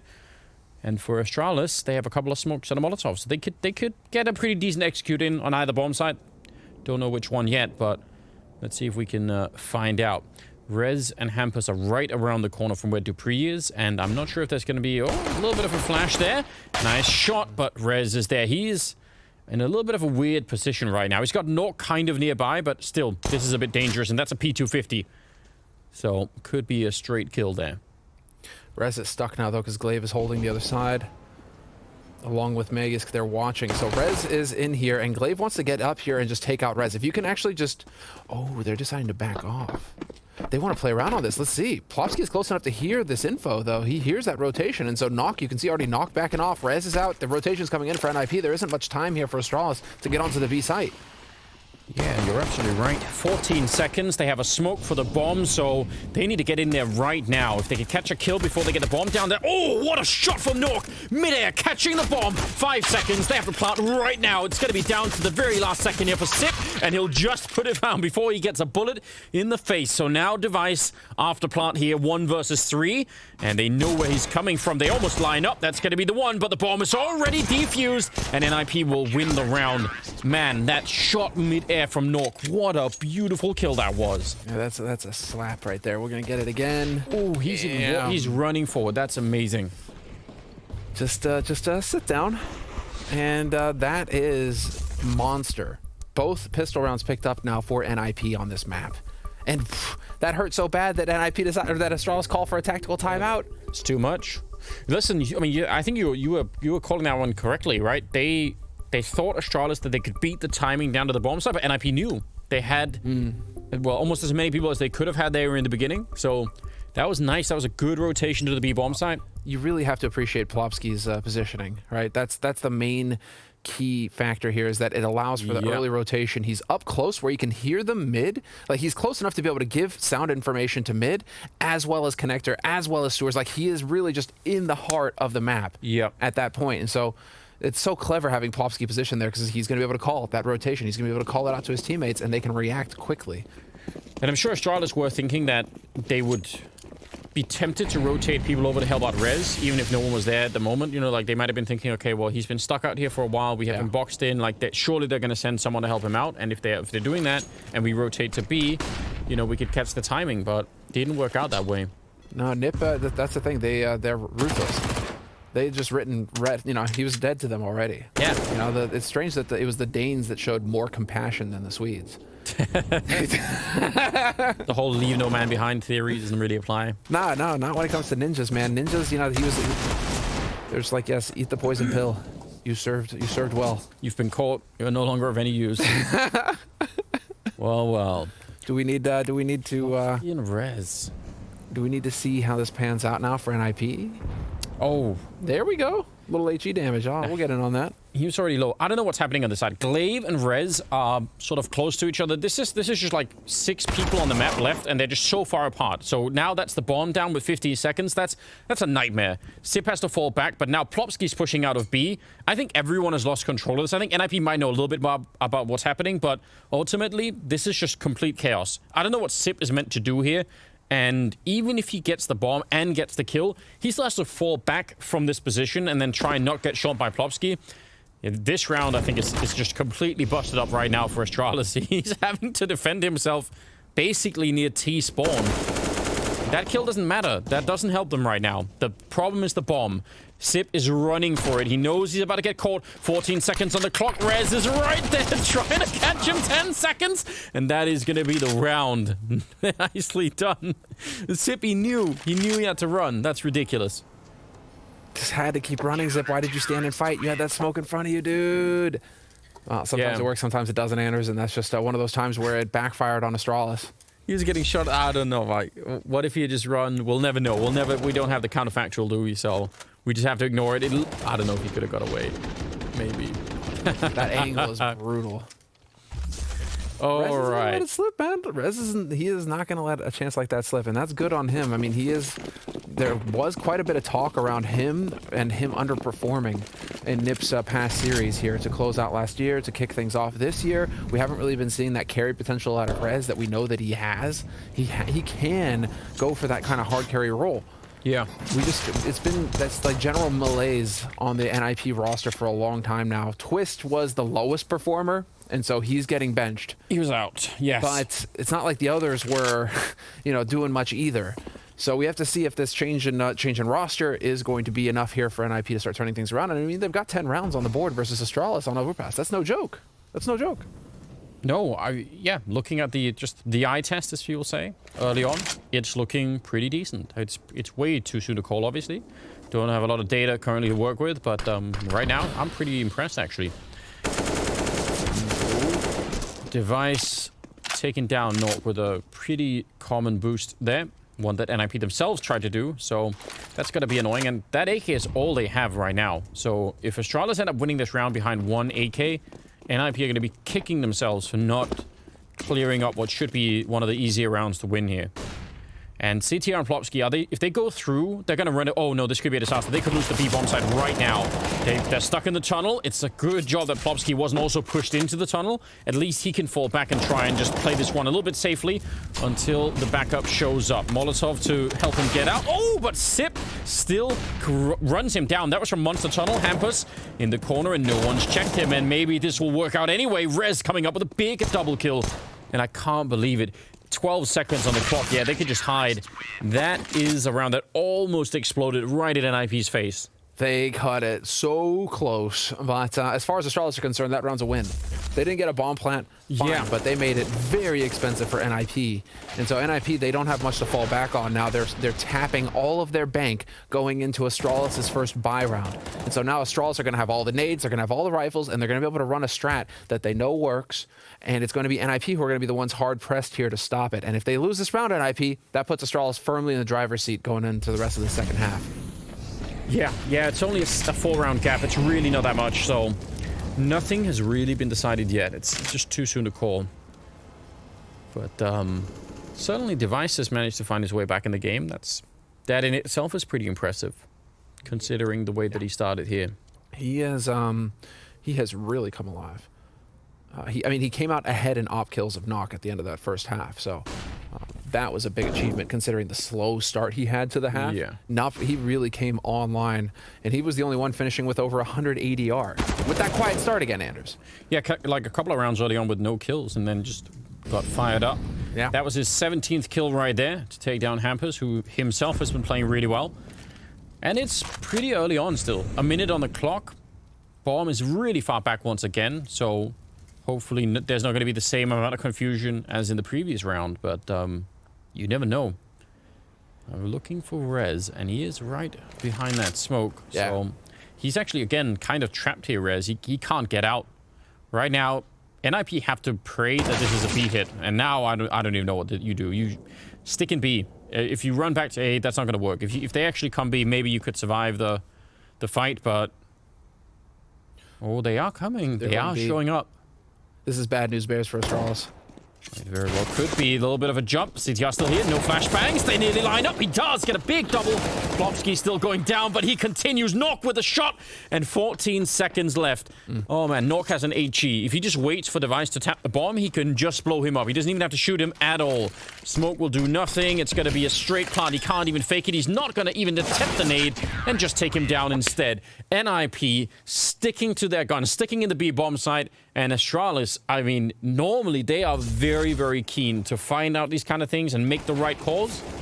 Not this time. Well, to be fair, I think this is one of those gamble situations where Astralis, they're thinking that NiP have to rotate at least one player up to the A side if they want to cover, right? With Rez dead, they're thinking, okay, there has to be some movement over there towards it, and they're just overthinking it because NiP had already written off the round.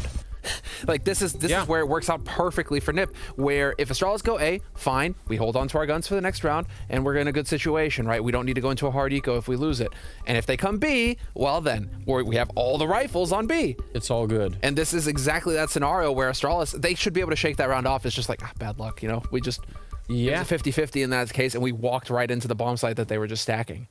And they didn't, I mean, Astralis, some of the basics, right, of flashing away into sewer or anything like that, you could make an argument that they didn't do that because they don't want to give the early information that they're out there and are going to go for the hit on B, or maybe they just have the grenades, I'm not sure, but when you do the work, the early work from Astralis there to get the 5 versus 3 and then you don't win it, that is going to be annoying. It's now a 5-round lead for NIP.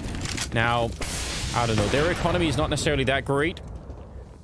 But they're ahead, and if they can start to really build up the money, I think that's the thing that's going to make the real difference in this one. Nok and CTR again, and even Hampus, they got 3 people right now for NIP that are playing this game really well at the moment. They're getting warmed up.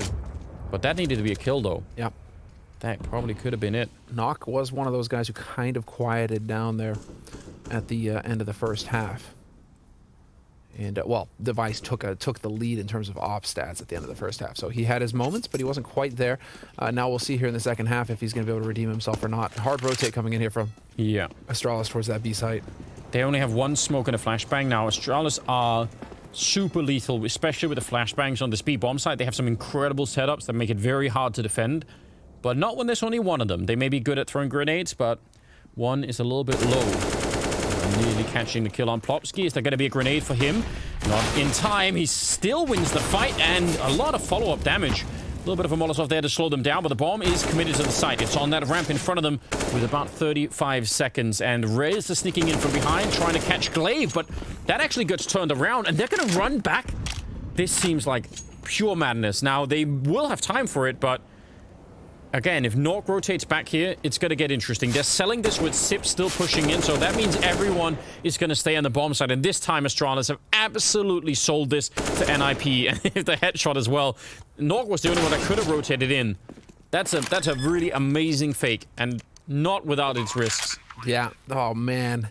The fact that works, Zip is such a good salesman as well. Dude, the fact that he gets that kill just helps it so much because Nok, he's the one who's going to be the first one to hear footsteps. He's going to be the first one to be able to rotate up, and it just doesn't happen at all for him. It doesn't matter how much you slam the door in his face when he's trying to sell you that stuff. He's got his foot in that door. Yeah, he's there. He's got the foot in there, and you all know once you get that foot in.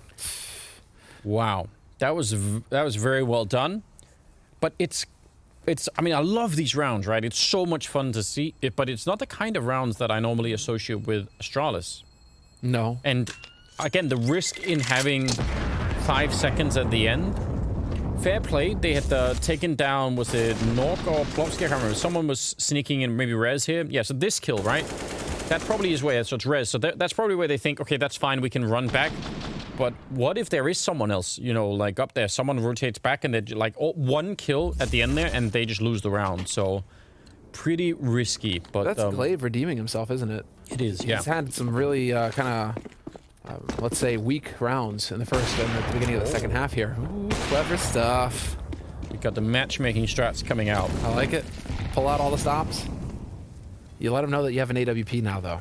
Astralis is going to be aware of that, and we'll see if they can get a punish going. In the meantime, ZTR has been boosted up above Plopsky, hoping for a shot. I mean, look at this. They're giving ZTR the boost. Yeah, setting him up for it. Although that position is also one that Astralis sometimes will triple nade, so maybe they're just saying, you know what, if someone's gonna get naded, it's gonna be the new guys. It's a hazing ritual, you know? Gotta get him feeling, you know, feeling the pain.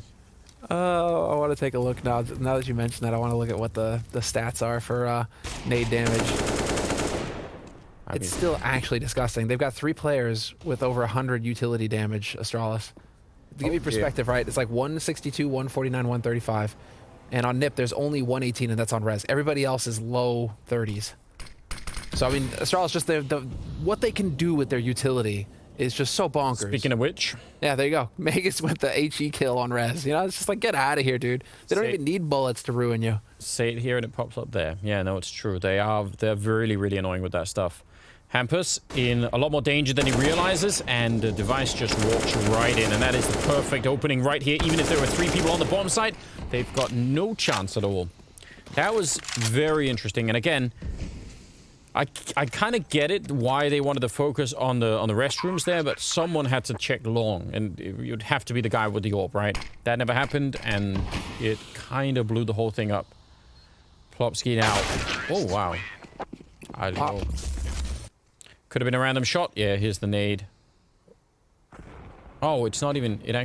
It's sort of... Maybe it bounced off, I'm not sure, but... It was a shock to everyone. It's impeccable. That's interesting. So, 9-12. It was just 7-12. There's a 5-round gap now. Now we're getting closer all of the time. Hey, real quick, guys. We'll vouch for the Blast merch. Some of the best merch. The hoodies... It's actually like really good quality. They've been hooking us up, and it's actually the only merch that I wear regularly. They're really nice and comfy, especially in the cold weather right now. It's definitely nice. So the hoodies are actually really good hoodies. Really liking the Blast merch. So definitely can vouch if you want a new hoodie and want to support Blast. Get on it. Yeah, go check it out. They were thinking about doing the boost, but now they're waiting, just waiting for a long time. Well, you know, it's cold, man. You gotta gather up, and it's like penguins in the Antarctic. You know what you could do in this corner? I don't know if I want to know. Actually, right where Plopsky is, if you look into the wall and fire the orb through, you can shoot people as they're coming through the squeak door, and you'll be able to hear them when they open. So you can stand around there and just wait for it, and then shoot right through. Right. I've always dreamt of just timing something like that. So I'm not even sure if they're doing the boost or if they're hoping for someone to come check them eventually. I mean, fair play. I don't think it will win them the round, but it could be funny, and that's also important. Yeah, it's comedy. I mean, you need a good laugh every now. Look at him baiting them. He's saying like, "Yeah, I'm right here, guys. You know, come and get me." Dupree, Mac 10. They're certainly not going to flash around the corner, are they? It's just going to be a firing squad waiting for them. If they Molotov it, that would be the funniest of all. Device. Just please throw that grenade in the corner. It's gonna get crispy in there. Dupree's checking. 20 seconds. Again, they're running the clock down so low. I'm really shocked by this. Let's just see. He's got the bomb, so he's gonna start to put that down now. NIP have held on to this just the entire round. Discipline from both of these. Dupree didn't push either. He's just sitting here waiting as well. Where's that Molotov device? Don't deny us the grenade. You know you want to. Everyone has to think about it in the chat. Just think about him throwing the grenade, and maybe it'll happen. Maybe we can send him that idea. Now the boost should tell them that someone's there. Now they have to move. Oh man, they get slaughtered. Not with a grenade, but still, I'm interested. I would love to have seen what would have happened if they had kept pushing. But that's now 10-12. 10-12. Yeah, here we go. All the Swedes.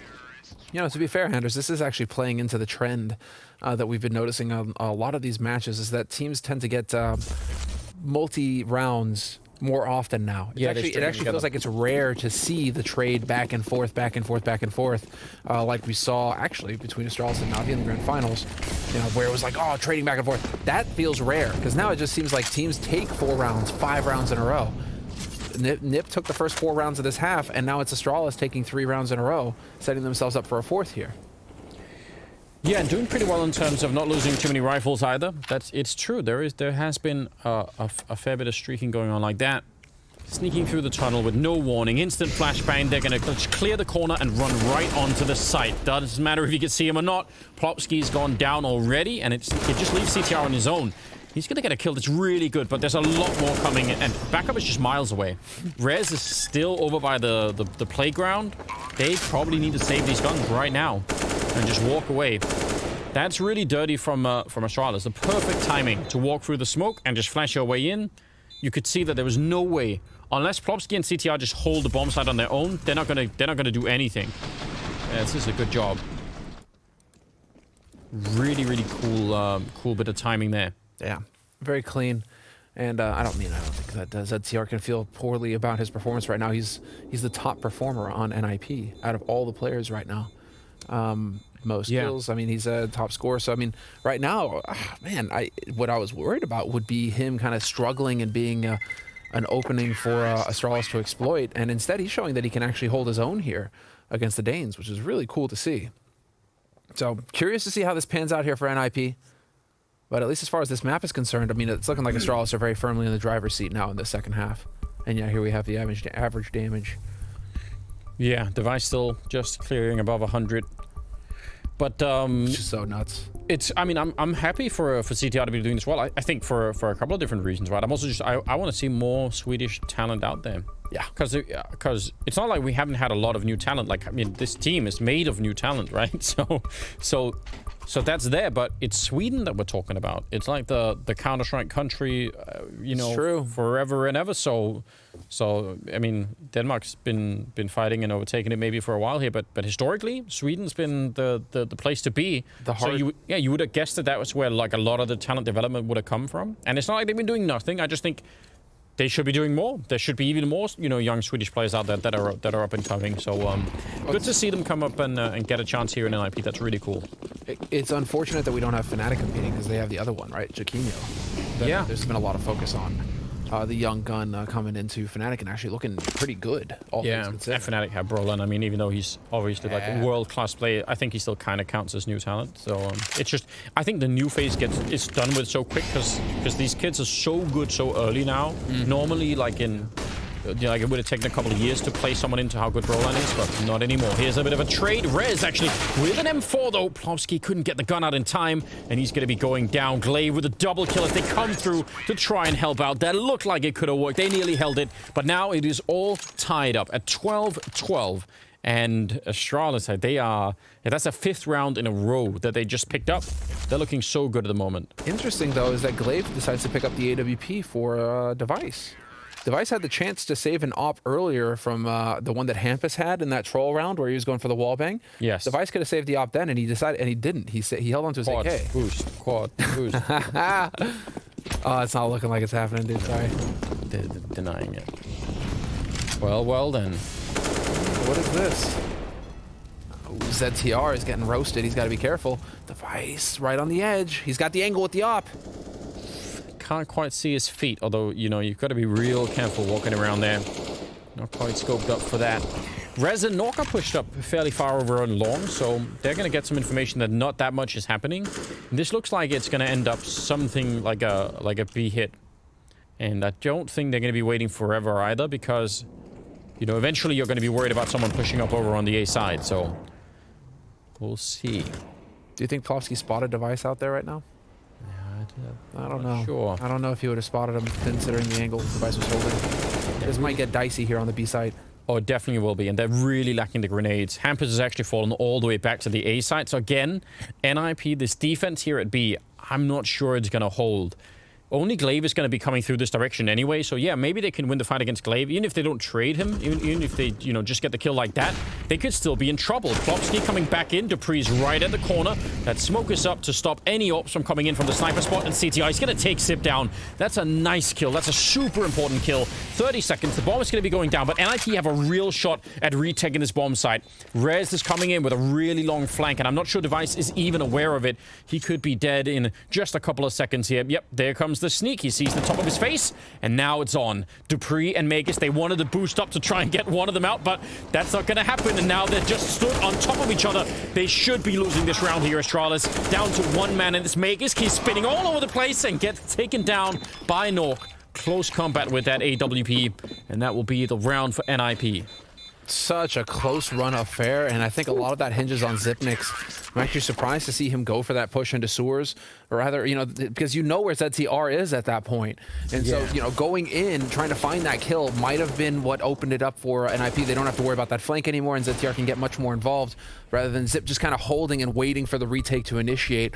So I'm actually a bit surprised at Astralis. Yeah. A little bit of frustration getting shown here on Astralis, because I'm pretty sure that they feel like they should have had that round, and I feel, after having watched it, I feel like they had everything they needed once, even like you said, once Glaive goes down. I think it's still fine as it stands for Astralis. It was their round to give up at that point, and they did it.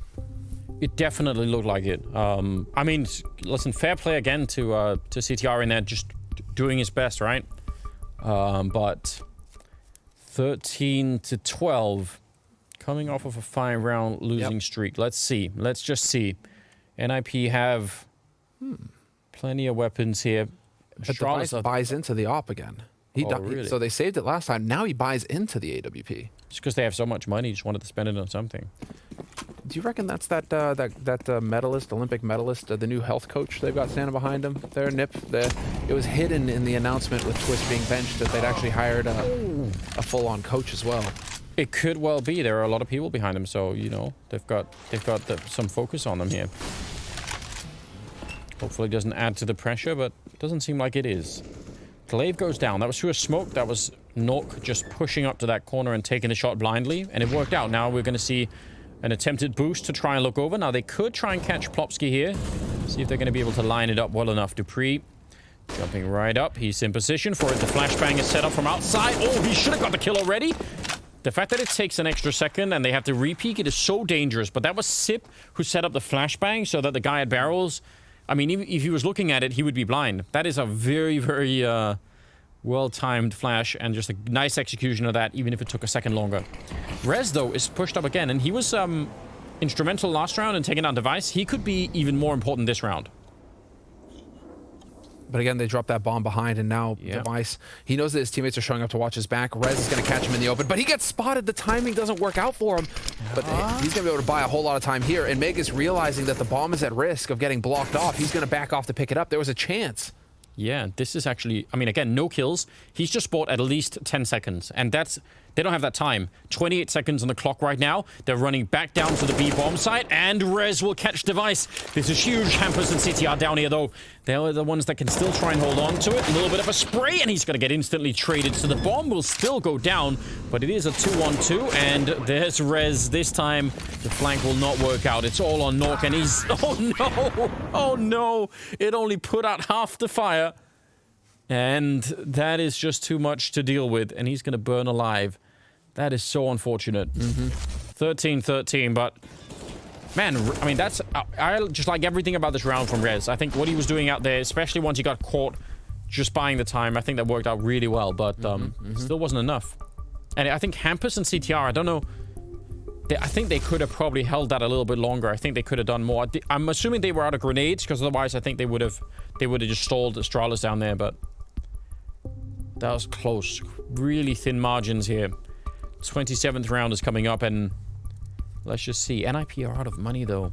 Oh, Astralis could steal this away right at the end, couldn't they?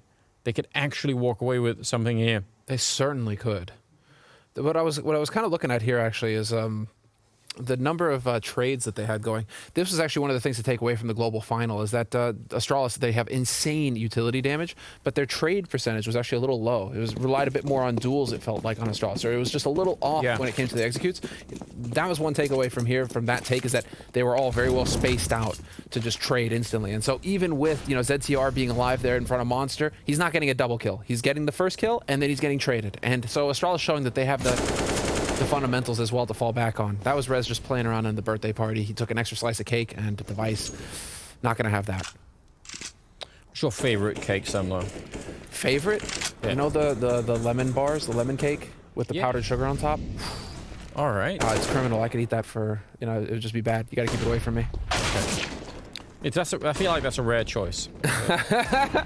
I like it too. I'm just saying, you know. I feel like it's got it all, man. Oh, CTR. Oh, that's nice follow-up. Double kill with the Deagle. he was just hiding. People do this a lot now where they don't check those barrels. Like everyone just assumes someone else has done it. And those are the fundamentals that you don't expect Astralis to make those mistakes at all, ever. That's what they've become essentially world famous for, always being dialed in on those kind of things. There's always someone checking, and you pay a heavy price for letting go of that. Nork here, trying his best. There's a lot of damage on Sip and Magisk right now. And they're still pushing on. They're not going to be falling back. They want to see if they could do this. There's a shot with the Deagle taking down Magisk. Oh, Astralis.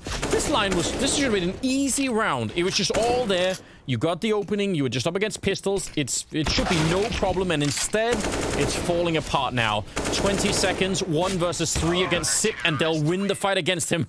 Finally, no clutch on him. It's 14-13. NIP. That is a bit of a miracle. So unbelievable that they actually managed to pull this off. And ZTR, this is it. It's this second kill against Glaive. Yeah.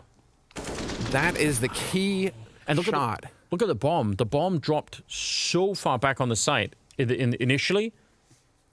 Glaive is having trouble individually right now, man. I mean, 50 average damage per round, 54. Like, he's not really coming up with the goods. He had that one big round where he caught that rotate on Rez, you know, that you pointed out. He's had a couple moments, but it feels like overall this first map here, Glaive on an individual level has been struggling. He's not hitting the shots that we're used to seeing him hit, because he is a fragging in-game leader. He can hold his own. Oh, speaking of which, didn't get a chance here. It looked like he kind of stood still. I feel like there wasn't even any real return fire. So yeah, they get the kill and just fall back immediately. I actually think Astralis wanted to be really quick about this B-bomb side, but they got slowed down by grenades. And now, are they just trying to force the issue? I feel like they're just putting a lot of pressure on this, and I'm not sure if it's really advisable. They're hanging outside of B again for a long, long time. They have no map control on the rest of the map. Hasn't that just been the name of the game for Astralis, though, for most of this half? I feel like they've just occupied this area, sewers, but it's so rare. Like, if you look at how they play almost every other map, they won't really do this where they sort of stand around for 20 seconds without someone, you know, doing something on the rest of the map. You know, some way to sell it or some way to keep the other team honest. It feels like this is less common for the Astralis side. Now, they do have grenades, and the CT side only have the one smoke on Rez, and he's really far away. So sneaking their way through, there's going to be no warning. There's going to be no flashbangs. They're going to turn right into it. Oh, the spray, not quite there for Dupree. Molotov, yeah, it's going to be annoying, but they're running out of time. 20 seconds again. And a 2-on-3. Astralis could be about to lose this map here. Nearly getting that one. Nork is now just in a little bit of trouble here. They're getting close. He's going to miss the opportunity. 10 seconds on the clock. Dupree will get the one, but no bomb plant is going to be possible here. 5 seconds. He's going to get the headshot, but Rez just has to hide, and it'll be the 15th round for NIP. They are so close right now, and this would be a huge upset if they could take this map away.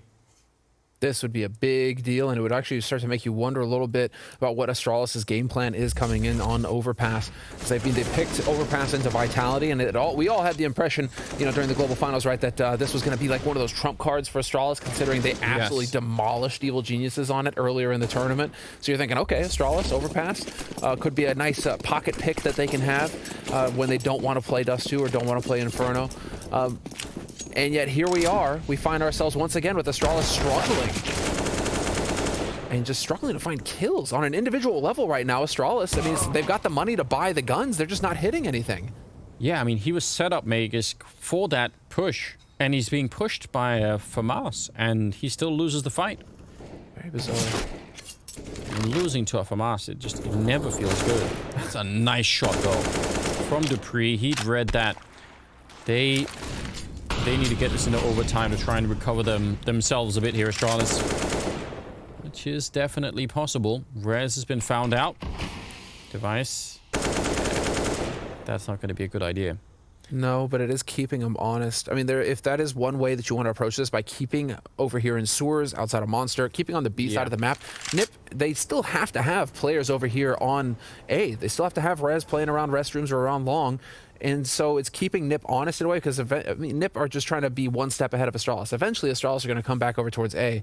And so Device there, in that situation, he's playing to that. He knows that Rez is going to be around here somewhere, and so he's looking for that kill. It just doesn't go his way.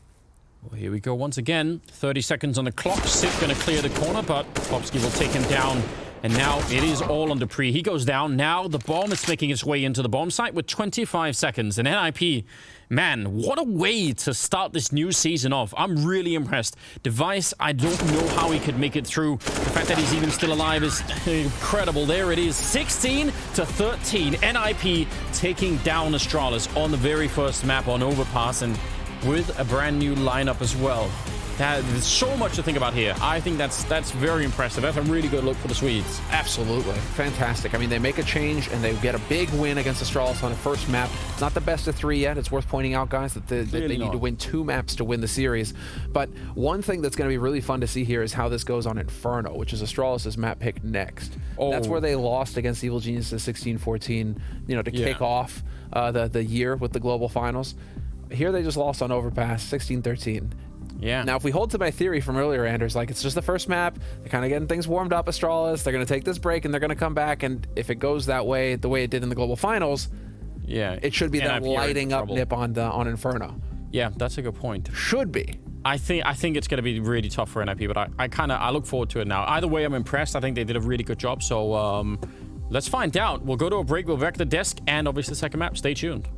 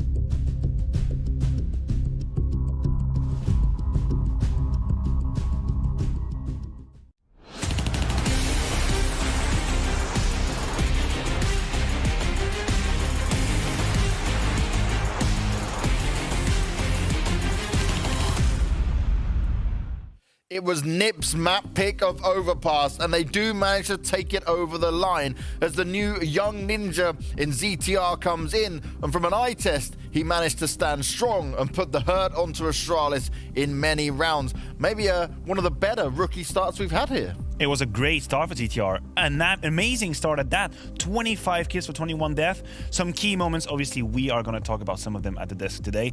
That was a great first map. I think Jacob mentioned the start about the pistol round. I'm not going to burn him there, but again, what are these starts from Astralis? And that's a big problem. The pistol rounds is a big problem. We heard Dupree say that they've been working on it, they've been trying to fix it. In this game, they lost both pistol rounds and they couldn't break at all. Now, the problem with losing pistol rounds in itself is not that bad if you then are a good team at breaking their opponents. During the global finals, they won only 6 out of 24 pistol rounds, which is ridiculously bad for Astralis. It's 27%. But the problem with that is that they never broke their opponents. Only in 12% of those instances, which is 2 out of 16, did they break their opponent in the following round. If you lose your pistol, that's one thing, but if you're not able to break your opponents in your force buys, that's another thing. And now the problem for Astralis, yeah, you see them lose 16-13 right here. They lost both pistols and they lost 2 force buys. Just win one of those rounds and we're probably looking at a scenario where Astralis is winning. So they must feel they were the better team when it came down to the buy rounds, but NIP, they won all the crucial, all the important rounds, and therefore they deserve the victory. And after the initial first half, though, right, it was 8-7, and it did look like it was going to get away a bit with Nip taking the lead. But then Astralis battled back, and it had in that mind of mine of saying, oh, it's the Astralis effect again. I know, that's how it felt like. I still think we need to give some props to Hampus. I think his start, his dynamic start,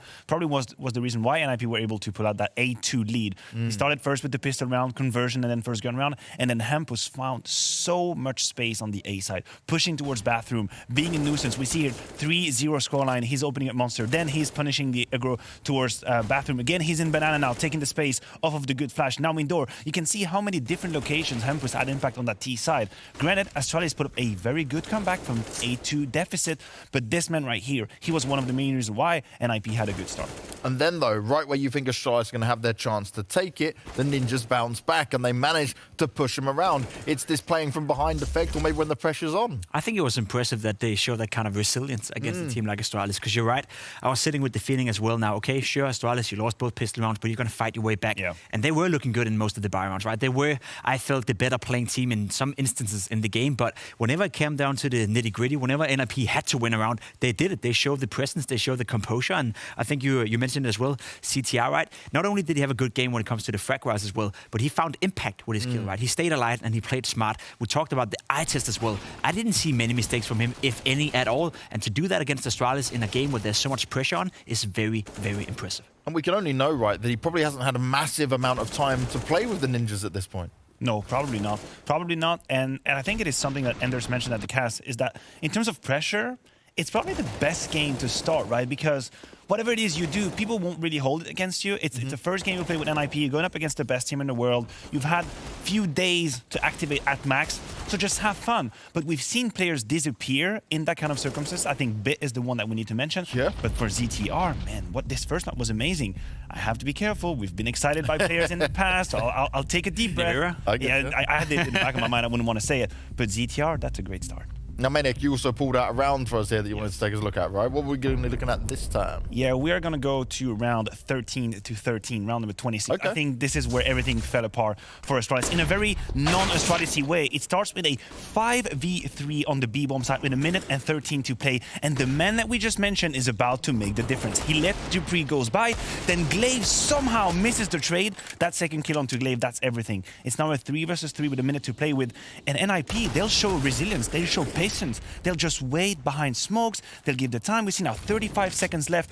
And when Astralis is supposed to make the whole difference, they're suffering this time. And let's be honest, right? Because I think you're bringing it up, Pine, here. It was resilience showing from NIP, but just looking at this round, this is some of the worst Counter-Strike I've seen Astralis play ever. Dupree just running past, not checking, sure thing. Glaive missing a relatively easy trade. Should have been a trade, yeah. Should have been a trade. There were so many instances in this round where Astralis could have won. So sure, we praise Astralis for being one of the teams out there who make the least mistakes out there. They never really, fail on the occasions, but this time around, that was one of the worst rounds I've ever seen them play, and that cost them the game. Had they won this one, probably they should have probably won the game, but they didn't. They lost it, right? And they deserve to lose. They deserve to be punished for their mistakes. So good job on NIP.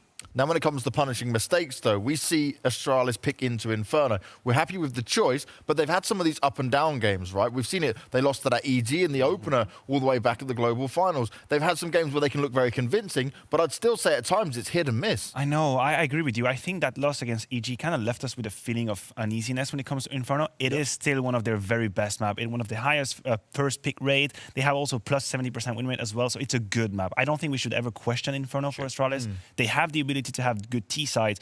Against EG, I'll put it on the first game jitters. I don't think they were outmatched in the game style in general, but the Glaive point, that worries me just a little bit. Yeah. How rusty is Glaive right now? Yeah, and I want to take it a bit further because I do agree when you look at Inferno overall, it's a very good map for Astralis, but they lost 16-14 against EG. They won 16-14 against G2, and you remember how far they were behind there? They were down 14-10 against G2. They probably should have lost that one as well, and then they lost 16-5 against NaVi as well. So the confidence for Astralis coming into Inferno is not as high as it should have been. That being said, though, we just saw Dupree drop 30 frags on Overpass. And when was the last time you saw Astralis lose a game when Dupree was playing well? That never happens, right? So I would classify Overpass as a nice, well played by NIP, but that's never going to happen again. So I don't expect Astralis to shake when coming into Inferno.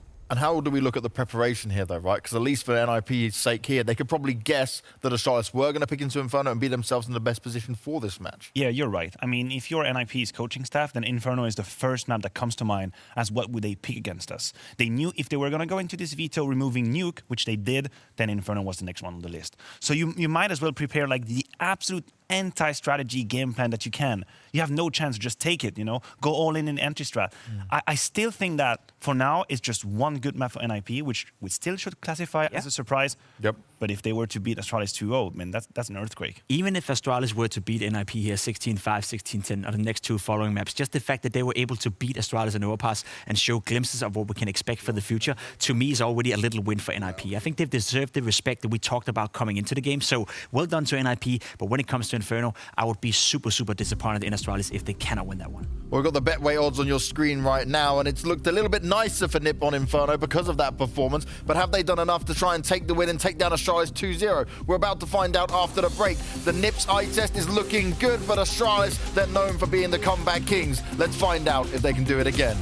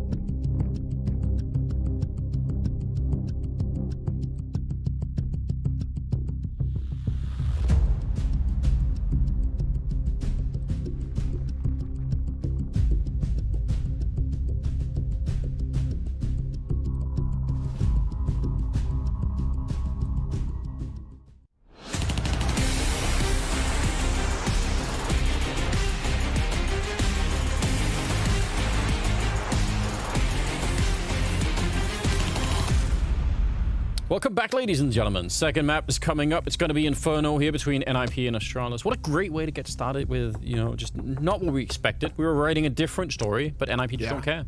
Yeah, exactly. Right. NIP decided to just overperform in every metric pretty much today. Yeah, against Astralis, first map, they hit the ground running. They dominated. They had the kills at the start. They were carrying that first half. Yeah, and now look at the odds, how it reflects in them. Okay. We had, what, almost, I think, 5-1 at the beginning of the first map. Now, I mean, NIP still not quite favored, but you know, people are starting to respect it a little bit. I can understand why. There's a trend here, Anders. There's a trend, and that trend is that Astralis, for whatever reason, recently, at least based off of the beginning of this year, what we saw at the global finals, is that they struggle or lose on the first map, and then they fire up on the second map, and then they close the series on the third map. That's how it played out pretty much all throughout the bracket in global finals until they got to the finals where, you know, for whatever reason, and I think against G2, where they won the first map against G2.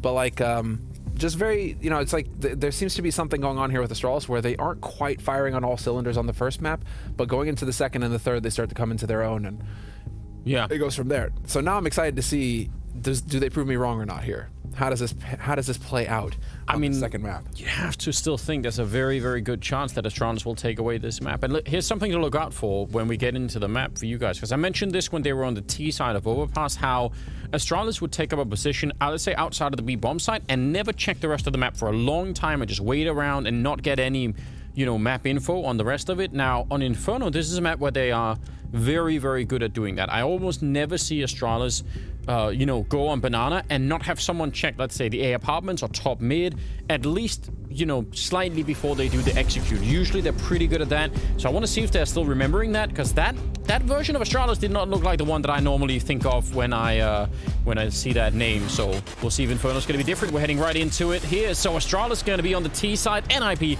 on the CT side. And let's see if NIP could pull the full upset, if they can really bring this home or not. I want to find out. I want to find out. And a very quick pistol round already here, looking for fights in mid. Glaive, who was criminally underperforming, to be fair. What was it? Average damage? 54 average damage at the end of that first map of Overpass from Glaive. And a few key kills that if he gets it, it unlocks a round for Astralis, and he didn't manage it. And so we'll be keeping an eye on Glaive here for an individual performance. Like, he needs to step up, I think, here for Astralis to succeed.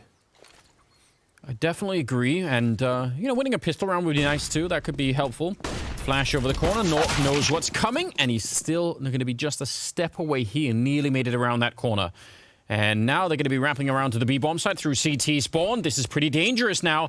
Oh, Hampus and Plopsky. If any one of them goes down, I don't think there's going to be a chance left for NIP to win anything here. So out in the open, that's a nice shot from Hampus. Can we get another one? They are lined up for him. He's still got a chance, but finally he goes down. Plopsky showing up. He realizes this is some heads-up play from Plopsky. Now, he will go down, but the fact that he even went to check like that is actually really impressive. And now it's a 2-on-3, and NIP at least have a chance. Can the rest of them show up here? What's going on? Why do Astralis grind to a halt on this? They're not sure if anyone else is in the bomb site, I guess. They have time? Are they playing themselves? Oh, they're going back to... They're actually playing NIP. Oh, this is so next level. Absolutely next level. Rez and CT, they're still checking out that B bomb site. They're still wondering, and now they know, but it's going to be way too late. Again, it's risky. But when it plays out like this, you're just going to love it. And they have that standard smoke towards the live area that I don't know what you could do. Oh, wait. It went even further? Maybe they had no smoke. I'm just making it up. Well, retake is not going to be easy. But here we go. A little bit of a crossfire. They're all over the place. And it is Dupree at the end with a nice double kill. That was a... I mean, the whole round was cool from Astralis, right? The B split and then the withdrawal from the B bomb site. That's interesting. That's really fun. Yeah. No, this is definitely like Astralis. I mean, we saw it work against them a couple times on Overpass where it seemed like they were trying to get fancy. Yes. You know, trying to overthink things and ended up costing them. Either they walked into the nip stack or they gave up the kills that they didn't need to. Here, it works. Okay, cool. But that's not something reliable. So hopefully Astralis, you know, it works this way, and now we can see them try and actually establish some map control and build off of that, and just commit to the bomb sites that they're developing towards, right? It's also just an element of the game that we're not used to seeing. Sure. It makes you wonder if it's something that they want to experiment with, you know, just to figure out how do we play, because there are teams, I mean, think of NaVi that can play these rounds quite slowly. Astralis is just experimenting with the idea of winning pistol rounds right now. Yeah, that's their first pistol round of this series so far. They've got a single data point. It's not going to make for much of a report, is it? Well, for now, it is the force buy coming in from NIP, so no surprise there. They're just going to go ahead and get in on those deagles, the Kevlar. We've seen how dangerous these deagles can be. And I mean, the thing to really look for in this round from NIP's point of view is the smokes. And right now, Astralis, I mean, they pushed top mid, but actually NIP have held on to these smokes incredibly long already. I'm really impressed that they have as many as they have. And if Astralis make a mistake and leave it down to, you know, 25 seconds here, and then they still have a smoke left, that's going to be huge. Yep, there's one of them in Glaive. He's reading it. He knows we have to try and put some pressure on here. Coming through the smoke a second time, and he didn't reload. Nork with a headshot on Dupree. And they thought he'd fallen back. Now they're going to be running into Plopsky here. He's got the C-set out. That's the bomb on the ground. 25 seconds, but he can't follow it up. Hampus is going to be in line, and he actually has a Molotov, so I don't know if he wants to use it. Oh, but they run into Glaive with a UMP, and that leaves Rez alone. Down in the pit, still 15 seconds. This still could be lethal. Rez not quite getting that opportunity. The bomb is almost there. He's trying to catch it. Nice headshot. Can't get the second one, and now Hampus is going to be showing up. What a lethal round. I mean, NIP really doing a good job here. Not sure if they can finish it, though. Hampus, he still gets the shot, and he pre-fires right into the pit. He knows where he is, and he is just a second short of actually getting that kill. It could have worked out. Astralis had to fight for that, and NIP, I think they had a very, very good read. This is very cool. I'm freaking out right now, Anders. It's so cool that he doesn't reload that gun. He's waiting for it. He baited him into it. Looking for the punish. Yeah. And again, I mean, Hampus, he actually showed up to the B-bomb side with a Molotov. Imagine if they had tried to rotate and he put it down. I mean, like, they were so low on time. But, one or two grenades there would have made a difference. I mean, the main thing here is that Astralis, you got to make noise. You got to do something to bait out the utility, right? NIP are going to have that discipline to hold back on it if you're not doing anything to force them to use that utility. Speaking of forcing, they forced into this round. NIP saying, fine, it ends in a one-on-one, and you don't seem like you're quite as good as you normally are. We're going to go for a buy. Vulnerable. Astralis are vulnerable right now, Anders, in a way that it feels, you know, coming into the series, you're not predicting it in any way, shape, or form that they are going to be struggling for rounds. Overpass goes against them, 16-13. A lot of rounds on that in that map where Astralis should have won, and NIP were able to get it through. So it's nice to see NIP playing with some confidence here. Yeah, you can't even really blame them, can you? Although they did lose the early fight here, but you feel like, okay, if they're stumbling, let's help them out. Let's see if we can keep them down. Hampus is trying to cheat towards the A bomb site. At least he's getting as far back as he possibly can while still being close to B. Let's see how this is going to be working out. Sub 40 seconds, and Rez, CTR, and Nork. 3-man stack over at the A-bomb site. They still have a smoke, and Hampus has a Molotov just like last time, and those grenades could be really important. Now, it looks like they're going to be bringing the bomb back towards the B-bomb site, so I don't know. I don't think that one Molotov from Hampus is going to make the difference, unfortunately. Glaive is going to be running right into him. Oh, and he does go down, but I think it's too late. I think at this point, I don't know. It's probably not worth it for them to try and go for it. Shooting through is fine, but yeah, retaking the site, not really going to happen. So, it will be a third round for Astralis. And NIP are going to be bringing these guns into the next round, which is fine, but the element of surprise is sort of gone, right? They know what's coming. And NIP might have, in trying to get Astralis to stumble, they might themselves have tripped up here and fallen. Well, they've delayed, I mean, that's the main thing. That's the gamble that NIP have taken by spending that money. They've only delayed now how long it's going to take for them to get rifles of their own. They needed to win in this surprise fashion against Astralis, save some of those guns, convert those MP9s into AK-47s, and, you know, get rolling that way. Now, NIP, it's just another round of MP9s for them, and then what do you do after that? Do you save the MP9s? Do you get the rifles upgraded, or what? Do you just yeet them in on this next round? That's probably going to be the play here.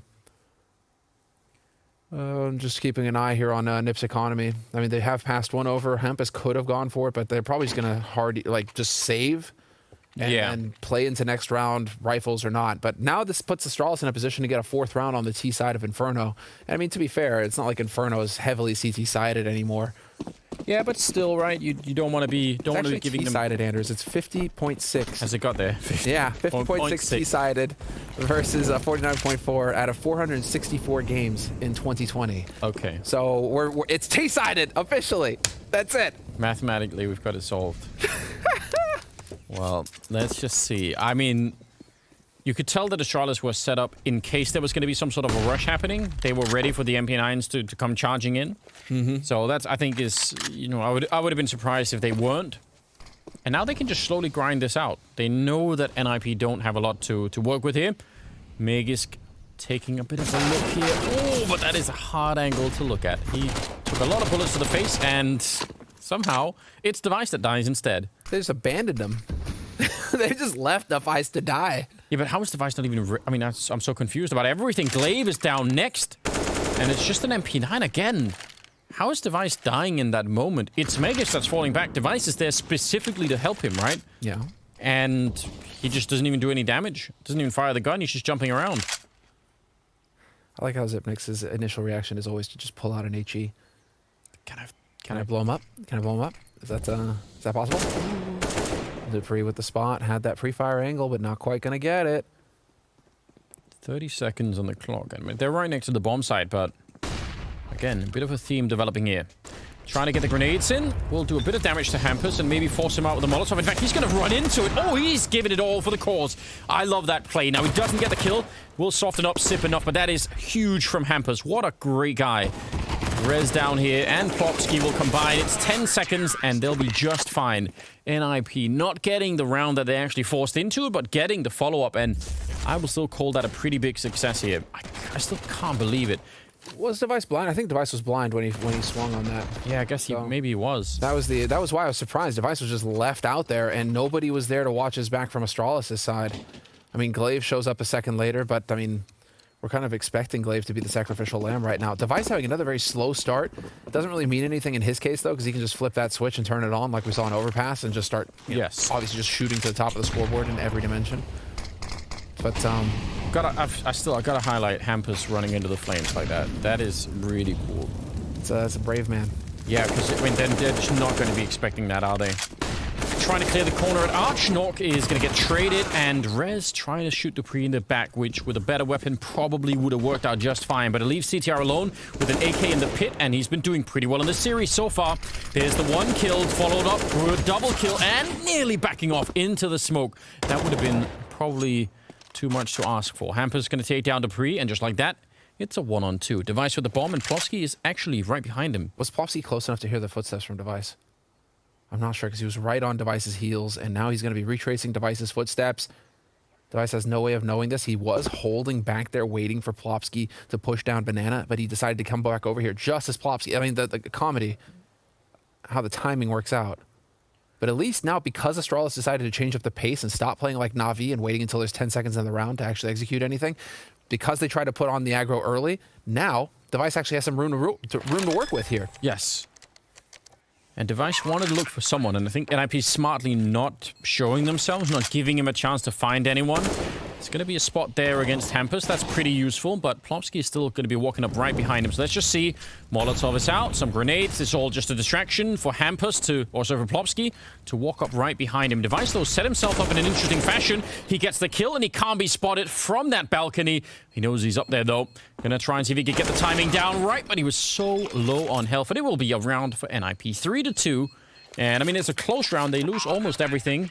And if Astralis do get a bomb plant, I don't know if they'd want to force it. It's risky. But maybe they could justify it given the amount of damage they did to the economy of NIP. It's hard to say.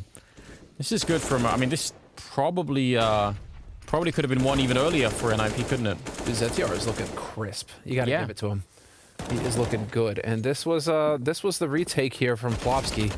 Coming in on it, but I think before then, Device was pre-aiming beneath where Hampus pushed through the smoke, and that's why it took him a little bit longer. He takes more damage, but it also takes more time for him to get that kill initially. Because I think Device played that perfectly, dude. He put the boxes at his back, so he didn't have to worry about whether or not the guy was coming out He knew where one guy was, and he decided to focus entirely on that one guy. And that's a really clean, cool way to play out that kind of clutch. Yeah, it worked out incredibly well. And also the Molotovs and everything else that was thrown at him there didn't really touch him. So good thinking. Almost had it. All right, well, they got orbed in the middle early on. A little bit of a boost going in there. And now it should be a smooth cleanup. Nice job on Hampers. He's really working it well at the moment. Oh, sorry, I'm just giggling to myself, Anders. It is kind of like a mini game now for me, where I just kind of check on nade damage. Are they getting that even if they're losing? Dude, 100 nade damage already dealt by Dignitas, 53 by Glaive.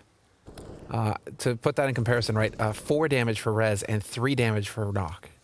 Nade damage. I wonder what I mean, we don't know anything about the correlation, right? Do we? Between I guess more grenade damage is good, but we don't know how much. Where's the difference? Where's the cutoff point, right? Sure. It certainly speaks to. I mean, it's certainly going to make your life easier if your opponents are softened up. Yeah, but theoretically, I think you could end up in a scenario, right, where what you're sacrificing to get the grenade damage is not worth it. You know, like that could probably be possible. We've all been there where you throw out a grenade and then you do throw it and it does some damage, but you get shot wide as you're throwing it. So like, doesn't really mean anything. But it's like 715 damage total across all 5 members from Astralis last round with nades versus Nip's 239.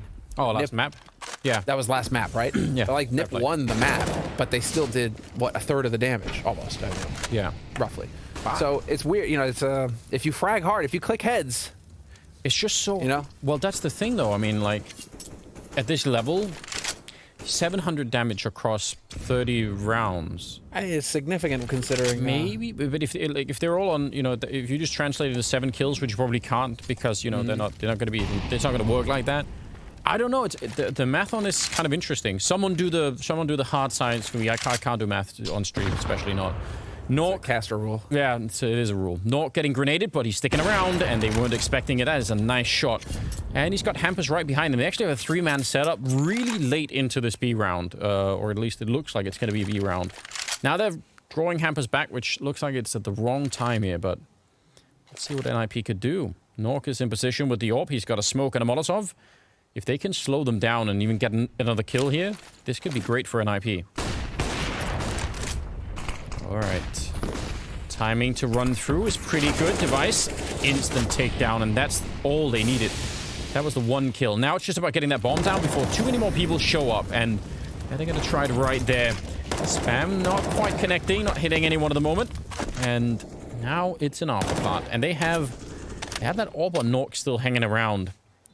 Retaking this bomb site is so tricky. I could understand it if NIP want to try and find a kill before they do anything else. Some deep grenades here, trying to force them out from behind the boxes. And actually, look at Astralis. They're going to go fight them before they even get into the site. They line up. That's Glaive with a big double, and he's just going to continue.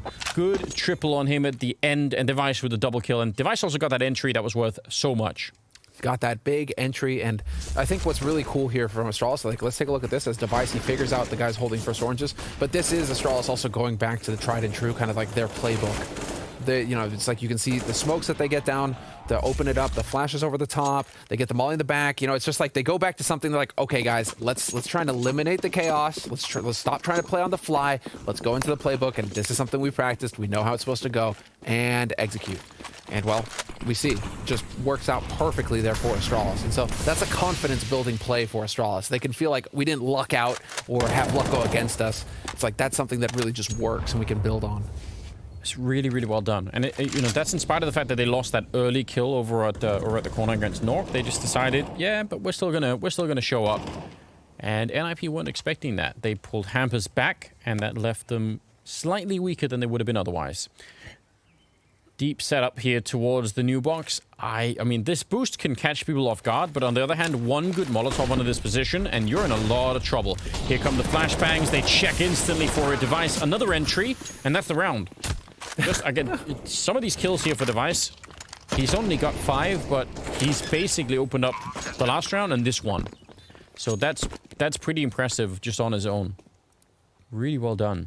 I think it's just really unfair of Astralis to just open it up. To just keep taking B site like this and to avoid ZTO. because, you know, the stats are going to be, everybody's going to be looking at the stats for ZTR, and if he underperforms at all, right? And now they're not giving him a chance to get kills. They're not. It's true. They're not giving him a chance to get any kills, to do any damage, Anders. Listen, we've been saying it for a long time that people shouldn't just be looking at the stats. Like, they really do sometimes tell a weird story. So I don't think we're ever going to be successful in that mission, but we should keep saying it. Yeah, over and over. It's that's actually Thorin. You know, he's big on the eye test, and it's true. The numbers will tell you one story. Oh, what? But the eye test can tell you something different, right? All of the different factors coming in, intuition. Nicely done, though. 1-2 combo there from Astralis. That is clean. I can't believe that he's... That's so ridiculous. Wait, what? Threat is... That was Threat reacting. Was he just that surprised that his player survived that? No. Hard to know. He was suddenly... He didn't look like he was happy at all. Run boost into the middle. I love it. But didn't catch anyone. Well, I caught a grenade. It's not what he was fishing for. And, yeah, they're low on money. I feel like NIP, you know, from forcing that third round and not winning it to then winning the fourth round, like, they've set themselves up in some strange fashion here where, like, the economy is just going to be so weird for the whole of the time, and that is, like, that's the main struggle, isn't it, on the CT side? How do they make up for this? Astralis are actually, you know, well en route to have a pretty good first half right now. They're playing it out as we'd expect, and there's the Molotov that's going to go past Plopsky. All right, they need to check Plopsky, and they get him. Nicely done there from Magisk. Yeah. And he's going to feel so sure in checking that. There's a Molotov to just stop anything else from happening. They have the setup. This is where they have the rifles. If they don't fight this now and get some kills, it's going to be done. CTR can't do anything. He's got a USP over at the A-bomb site, so either you risk the rifles and go fight at Banana, or you don't do anything at all. That's a nice flashbang out, but it's not going to matter. Yeah, get the rifle and try and live. I don't think there's anything that he could do. A kill would be amazing right now. They're all going to be coming for him slowly but surely. Oh, yeah. That's unfortunate. In your mind's eye, you know, you're in that moment. We've all been there. Where you're just like, I'm totally going to, like, double tap him as he goes by, and then I'm going to whip around and get the guy in the short. Yeah, you create, like, that little movie, and then when you actually go to press the play button, it just doesn't work out like that. It doesn't work that way, man. Oh, man. But yeah, I mean, good stuff here for Astralis. Look, pretty safe round, I would say. It's going to be 6-3. Magisk, yeah, you see the fire there, so he's got no issue at all in just taking that fight. Easy peasy. Yeah. And very, very clean stuff here from Astralis. Not really going back, not really playing out the chaotic aspect anymore. I feel like they're going back into the playbook here. They ran that twice on B. This round was kind of just hold and see what NiP are going to do, because they know that the economy isn't going to be stable for NiP. And now in this round, this will be the fun one. What are we going to see here? Did Device? Yeah, Device got an HE again. We have HEs on Magisk and Device. Who's got the good spawn? Magisk is up close. All right. See if they can unload some of them into Banana, maybe? Banana or top mid. I would like to see top mid, because Knock keeps trying to peek, right? And they got success last time, and they would have seen that they got success with the HE last time, so... you know, it's just like keep punishing them. If it's working, it's working, right? But now Device commits to the top mid, to the top of Banana with his HE. It's just the game within the game, Anders. Yeah. You gotta love it. Not too much happening on Banana, right? Like, it's pretty conservative, which is fine. I mean, I can understand it if NIP don't want to be unloading all of their nades in there at the start of the round, which some teams do. Mm-hmm. And so far, I think... Oh, second Molotov, hoping that they can't put it out. The spray is through. That is so much damage. Look at how cool that was. They throw an initial Molotov, which they know is going to be smoked. Then they wait. They throw the same Molotov again, and this time there's no smoke. And they, you know, they take damage as they're falling back. And they, I mean, if they stay and fight, they're probably going to get burned. That was really effective. It's super simple, but really well done. Super cool. Really nice delay of tactic. The delay on taking Banana control like that from NiP. And well, now that leaves Astralis in a terrible situation. Low on nades. They'd committed a lot to taking control of Banana, and now, well, what do you do? Well, you can just shoot people in the face. Dupree's going to catch Knock. Still 2 players alive here on the A site for NIP. 35 seconds on the clock. No hesitation this time, though. Device is making his way over here, and it's looking like Astralis want to just commit.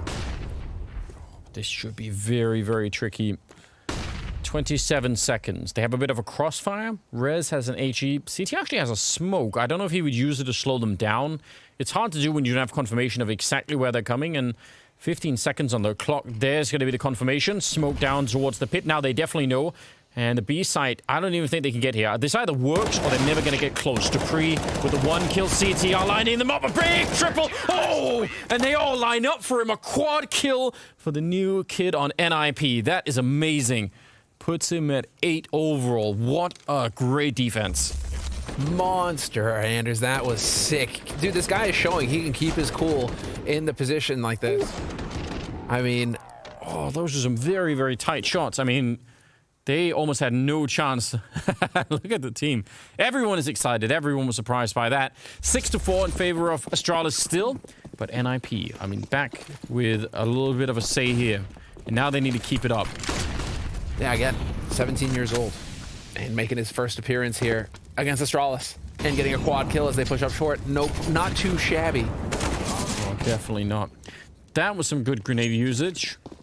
Softened up Magus just enough, and then the spray and the slowdown. Oh, a little bit of a flash in, but didn't want to commit to it. That is fair enough. But even getting the information, just knowing that Dupree's out there, it is all a part of the puzzle, isn't it? The Device is still trying to sell this over at Top Banana. I don't like the fact that they're all inside of the bomb site. I really don't like that. Makes it tricky. It's going to make it more difficult for the crossfires, but then again, the unending... well, this time around, Device is... he's calming over to his teammates that nobody has tried to take banana control back. And look at where Glaive is.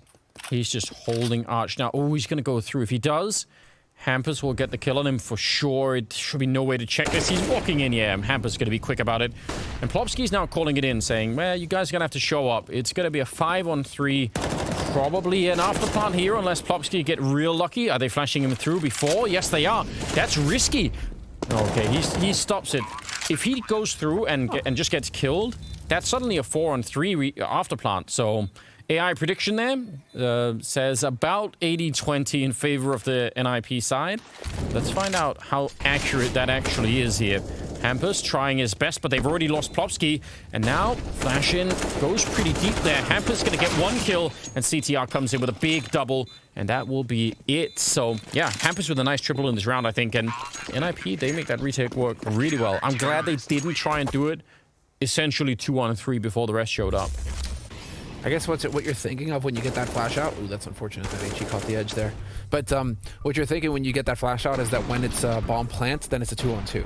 Right, because that guy is... Yeah, maybe. That guy is going to be planting the bomb as you push through that smoke, and so it's a 2-on-2 for about 4 seconds. But still, you know, or you just wait for the other 3 members of your team, and you guys have nade superiority, and you just completely just annihilate Astralis with everything you've got going in. So right now, I mean, NIP, it's not by any means done here for Astralis. Let's not get ahead of ourselves. They've got 6 rounds on the T side. They've got an economy they can fall back on here. They will have a bye, but NIP are showing that, at least individually right now, they can go toe-to-toe with Astralis. ZTR showing what he's got. He's got the guts necessary to take those kinds of fights. Yeah. And NIP right now are looking solid. We're kind of like looking at Knock. It feels like he's been having trouble getting his AWP in play. He may be getting boxed out a little bit. But otherwise, they're looking good, the Ninjas. Yeah, they are turning it around. Now that they have some more money to work with. They've stolen 3 AKs as well. It's always fun. And they're getting the banana control early on here. Astralis not even really testing it at the moment. Well, let's see. Oh, yeah. That's such a sick play. Double HE down the ramp like that, man. You're just going to wait and T-spawn now, or if you're trying to dodge damage. It's really not fun, is it? Really not fun. They have this setup with 3 people playing the quad side, which can be fine, but you can be very, very weak when it comes to like people jumping out of apps behind you if they get the right flashbangs in. Setup's fallen away a little bit. I'm always really nervous when people hold 3 people on this position, essentially. Always makes me think that something could go horribly wrong. What I'm wondering, I don't know, it's still so early to call, but it's not like this hasn't gone horribly wrong for Astralis before. Just remember London, beginning of last year, upset against Complexity. Complexity that's coming true. out of nowhere and taking Astralis down in a best of 3. That was really wild. Do you think the Ninjas, the Swedes, it's got to be it. Swedes versus Danes, man.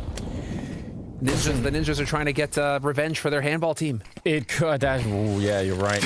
Oh, look at that grenade. It's right on top of them, but there's 20 seconds. They explode. Rez down in the pit and inside of the smoke. CTR is on his own. He's going to go for the spray. The bomb is on the ground. Quick double for him. Is it enough? Did he do what they needed him to do here? 3-on-3. It still will be a bomb plant, but he is definitely proven to be quite lethal at the moment. Hampus, he needs to hit this shot right away on Device. And Device in a very tough off angle. Ooh, but he does hesitate and stutters just a bit. And that's enough time for Hampus. Flashbang does nothing. It landed on top of the roof. Oh, God, it's so close to being a good flash, but instead it got him killed. Now Glaive alone, and he's going to go down. Nork finding the bomb, and it's going to be in time as well. NIP with a great retake, but none of it would have been possible without CTR getting that double. They wouldn't even have come here. That's a great point. Whew. ZTR just saving NIP when they desperately needed it. He's sitting at 12 kills right now, top fragging for his team. And That is so man, good. he was in a position as well. Glaive was there to save him, but that was way too close for comfort.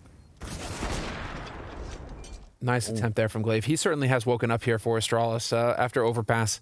Yes. Leading in terms of kills and average damage per round as well. He's up there. So 88 average damage per round right now from Glaive for Astralis. So that is a complete reversal. The man is stepping up on an individual level when we called out that he needed to do so after Overpass. And so that's good to see. And Astralis not done yet. It's 6-6. Yeah, again, in terms of the narrative of Astralis coming back and acting, just enacting their revenge on NIP, that's not really what we're seeing right now. That's a pretty even game. Mm-hmm. So, and Astralis are also out of money. They've got that AK on Dupree. But pretty patient. They're going to get that kill on Device and take over banana control. And Astralis, what do they do from here? They've got so little to work with. A flashbang on Glaive being set up to try and jump them out of the apps over on this side. CTR, ooh, that's a good little jump. Just spotting them. Catching Dupree midair was Nork. He gets put down to rest in the hay. I don't know if that's actually comfortable or not, but... Hay?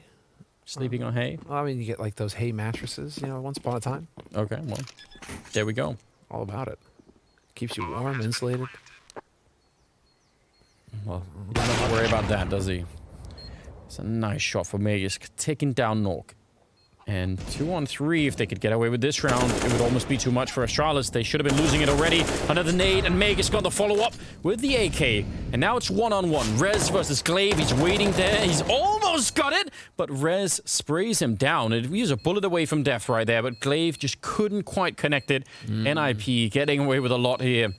It's going to be 7-6 in favor of the Swedes. But round loss bonus is there. It's been 3 diffuses in a row here for NIP, so that's how close it's been. Clutch situations as well, 1v1s. Yeah. But I wonder if Glaive thinks that Rez is swinging right there. And so he's trying to move to keep that box between him and Rez just stays put and catches them, so the timing is just barely off and saves Rez. Yeah, I think that's likely. Unfortunate turn of events there for Glaive. You can see the utility damage, though. Ninjas in Pajamas definitely catching up. But hey, Astralis have similar numbers, and they're on the T side of Inferno. So let's just wait and see what they're capable of on the T side, because it's definitely not fun to play Banana against Astralis. Whew. All right. I mean... Oh, this is so interesting. If they manage to actually pull through the upset here, if they can make it work... Oh, Plopsky, look at how low he is. They're about to have a 4-man stack at the A-bomb site. Cancel what I was saying. They're going to go for it. Rez trying to spray through. Nork is going to be there to take down Glaive. This is so good. NIP have a very good read of what's coming. Plopsky's going to be quick on the flank, and Astralis are slowed down. They can't actually get onto the site right now. Trying to set that up, but CTR still down in the pit. And now they're running through. Rez getting caught a bit, but he's still doing damage down here. Device next in line, and now, yeah, they can get the bomb plant down, but they can't escape the site. They're in so much trouble in here. Trying to bait him out there with that fake plant. Not going to happen. Zip, you better stick it now, buddy. You need that bonus money going into the next round if you lose this one. Yeah, ooh, maybe a little bit too early here, NIP. Got to be careful that they don't give them another kill and make it a 2-on-2 for no reason. force them to get that plant down there. Sip and CTR in with another triple kill. He is a god in this pit right now. Just impressive. Now, 8-6 in favor of NIP, and think about this larger context, right? It's one thing that they will put up an upset against the best team in the world at the opening stages, but if you think about how the rankings work for this and you know, in terms of fitting into the actual global finals at the end, if you take down the #1 team, like suddenly your chances of ranking much higher, like down the road when you play teams that at least on paper should be slightly worse, you've just cleared a pretty big obstacle right off the bat, and that could really help the ranking scenario down the road, which again, I mean, you get a free ticket to get in. I don't know if NIP are going to be primed to win the whole thing and just get straight in there, but even ranking high up there, I think it's going to be super helpful in terms of getting in there. So we'll see. But you put yourself in a position already to just skip the bloodbath of the Spring Showdown. Yeah. Where it's just going to be a long, drawn-out affair with a whole bunch of teams trying to qualify. Yeah. If you can get top 2 in the groups here, you go straight to the Spring Finals, and you avoid that entire other tournament that you'll have to deal with in order to get there. Oh, yeah. So there's a lot riding on the line here for NIP. And, I mean, Complexity, they managed to pull it off last time in London. They were so close. But they had the upset against Astralis. Could be getting the same thing here for NIP. And again, I think it's just revenge for handball, man. Well, we'll see. That was a close match. It was. It definitely was. It's been a while since I feel like we've been making some headlines in that space. Device goes down early on. They tried to do that run boost in the middle, but that wasn't really what made the difference here. And again, banana control not really in favor of Astralis, which is kind of interesting. Rez is checking out that corner at Arch towards top mid, which again is very helpful in terms of trying to get that information. He's going to start to fall back a little bit, but I wonder if they're going to bring Hampers over at any point here. And so as Rez fall back, Nork is actually going to be picking up the task of checking mid. The fact that they have an eye on middle here right now is really cool. I really like that from NIP. I think that's some solid work. It gives them so much information. Yep. Oh, they're a little bit worried about a B split. They're not sure if someone snuck through, so Hampers has fallen a little bit back.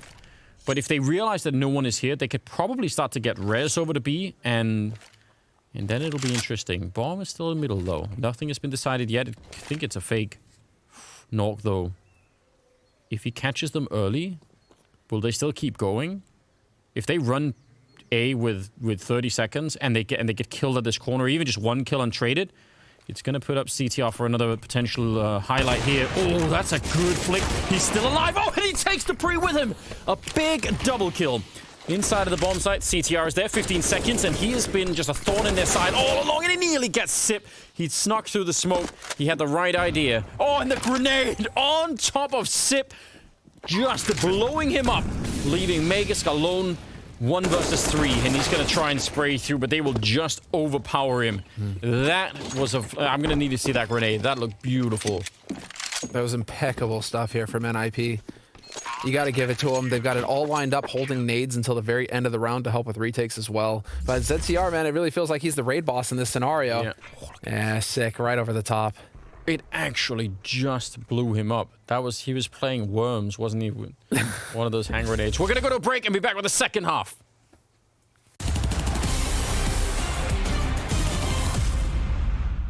I do own an AK skin, and I think I own a couple more. Currently have I think it's called Legion of Anubis. Default skin, neither.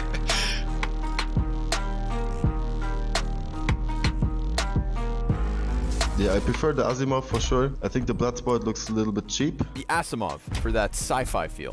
Well, Bloodsport in this case, because that's the one I'm using. Tough choice at the beginning. I think I'd just go with the Bloodsport. I think the Asimov is tame and simple. For this one, I'll go with the AK Bloodsport. Red is my favorite color, so I have a lot of red skins. They actually look a bit the same, don't they? AK-47, the Empress. It's got the gold tones on the back.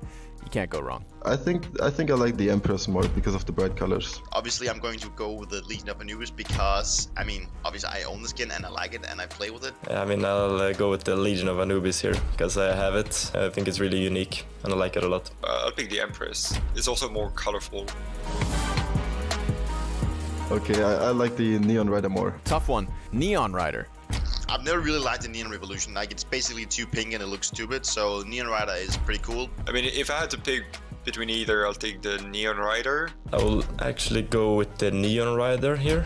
I don't really like the Neon Revolution that much. I think it's a kind of a little bit of weird design. Fire Serpent, White Lotus, definitely White Lotus. I also think the Fire Serpent is pretty ugly, so yeah, who doesn't like flowers? The St. Mark collection added some really cool skins, and I absolutely love the Wild Lotus. That's more of my stuff. I like the White Lotus, even though it looks like the what are the cheap ones called again? Safari Mesh and stuff like that. I'll pick the Fire Serpent. This is a hard one actually. I think I'm still gonna go with the AK Fire Serpent because I mean it's a classic skin. Definitely White Lotus. Red laminate, blue laminate. I'm gonna go with the fiery red one. I like the blue laminate. I had the skin and I really enjoyed it. Red laminate and blue laminate. The color blue is my favorite color, so it's pretty easy. Blue laminate because the red laminate is just ugly and looks like the normal AK. So I think I'll just go with the red laminate. I mean, just because red is my favorite color. The blue laminate, purely because of Scream, it makes me think headshots. So the frontside Misty and the Vulcan are two skins that I actually do like. Two skins that really stand out. I will actually go with the AK Vulcan here. I don't like either, but if I had to choose, I would take the Vulcan. The frontside Misty because of the flow of the weapon overall. The Vulcan is the one to go to, and I think I'm gonna go buy a Vulcan skin now. That sci-fi feel, gotta be the Vulcan over the frontside Misty.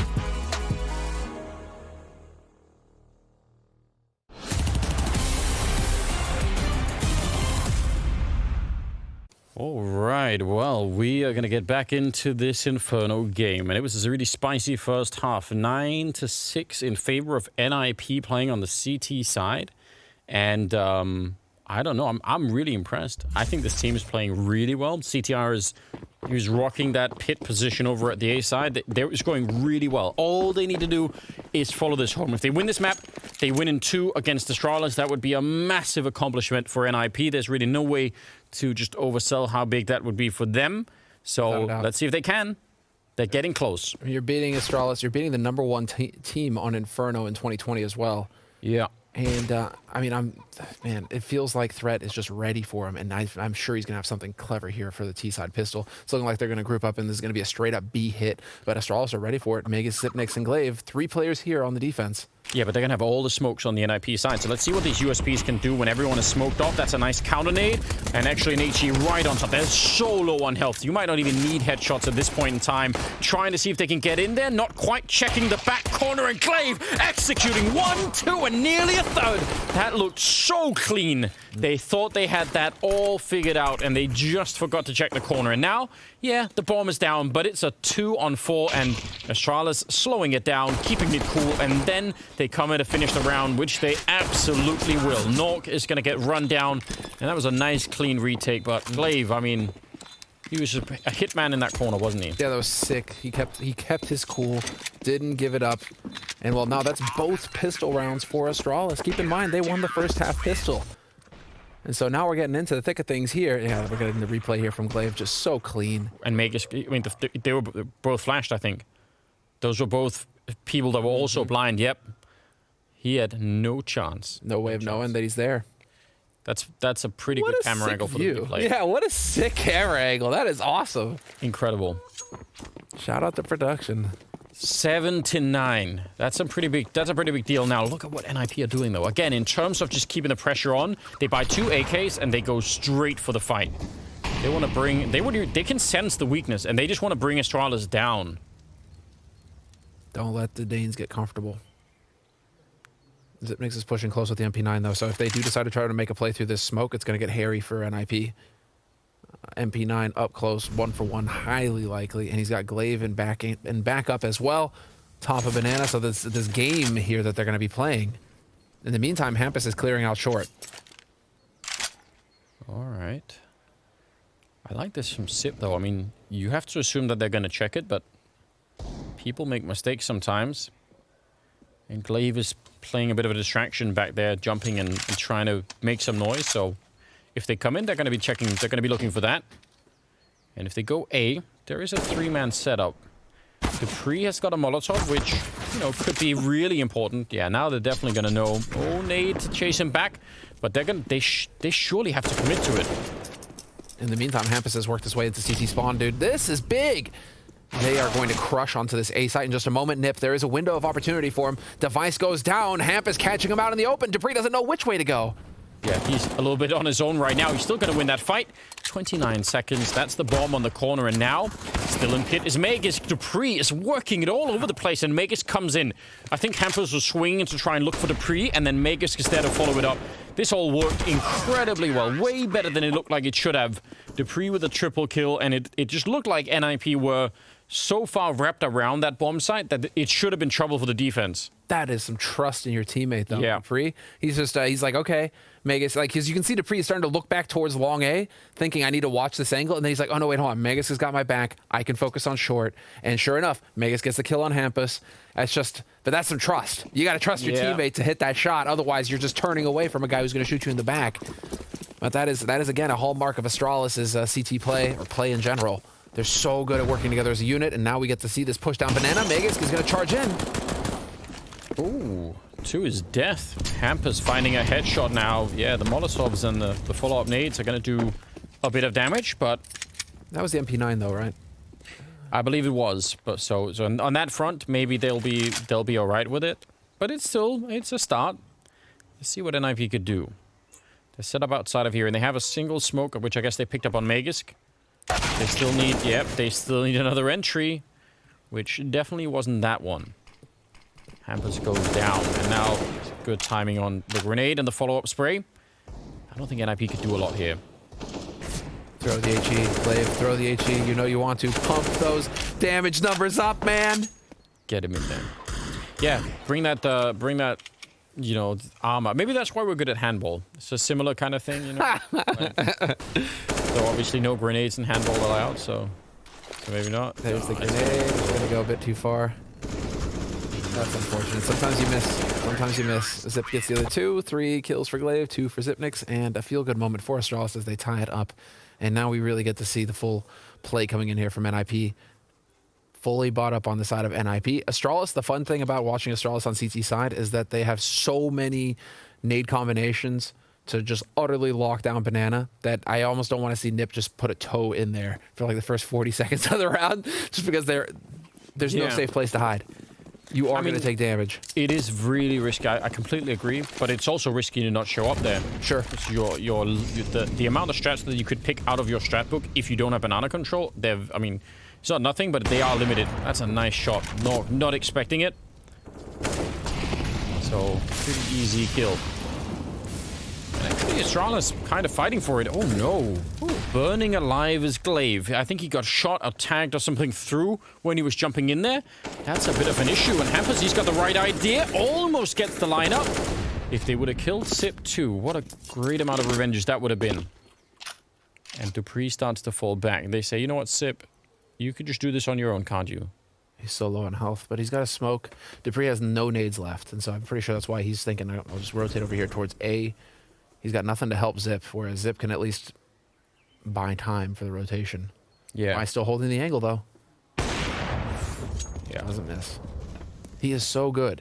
And he does play aggro with that op in mid. That's the thing.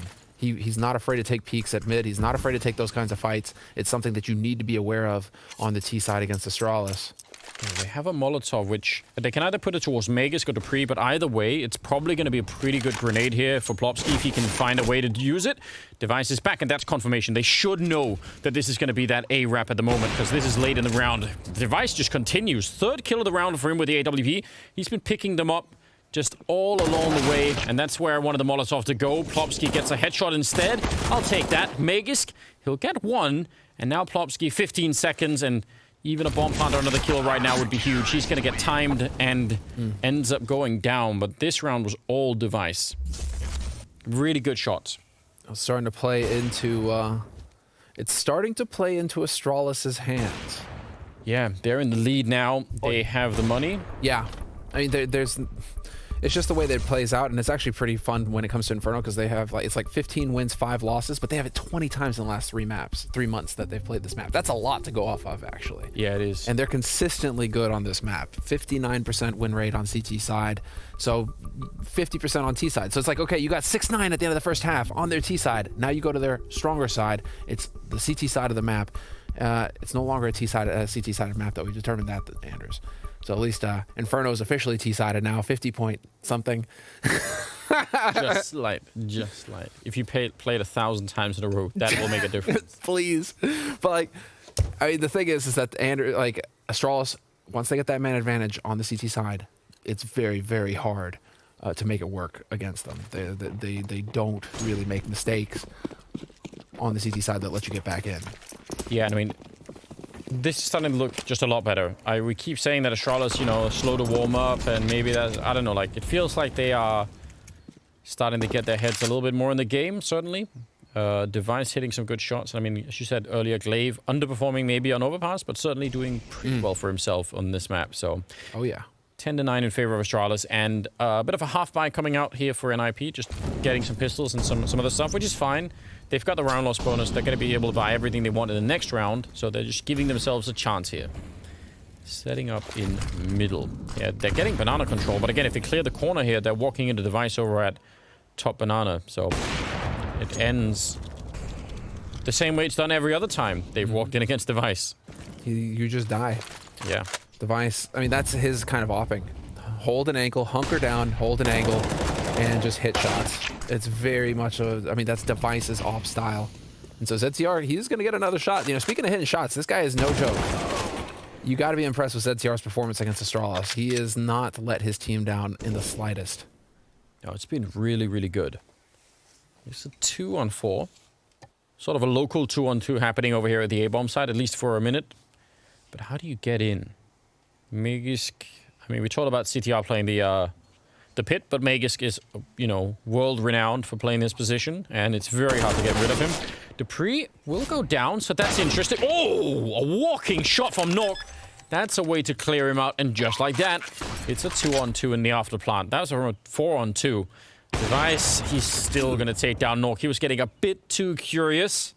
And even if you're not a cat, that's apparently still dangerous. Plopsky, 1 versus 2, hiding down here in the pit. They're going to try and smoke him off, but that might actually just help him out. That smoke might just be slightly helpful for him to try and find somebody to play around. Not sure if anyone's walking up behind him. They do have a kit on Sip, so he's going to smoke off the bomb and try and sit on top of it, while Plopsky now forced to go do something. 3 seconds left, and he's not going to win that fight. So great retake and great afterplant here for Astralis, but it probably should not have been that close. And let's see, not this kill, but the next one from Nork is... This is crazy. He taps once, and yeah, he's still halfway moving. That's really cool. Mega's getting a little bit too predictable with his positioning there. But that's the second time that Dupree's got caught sleeping on that ramp. I mean, back-to-back rounds, right? Whereas Dupree, he's holding an angle and he doesn't win the duel.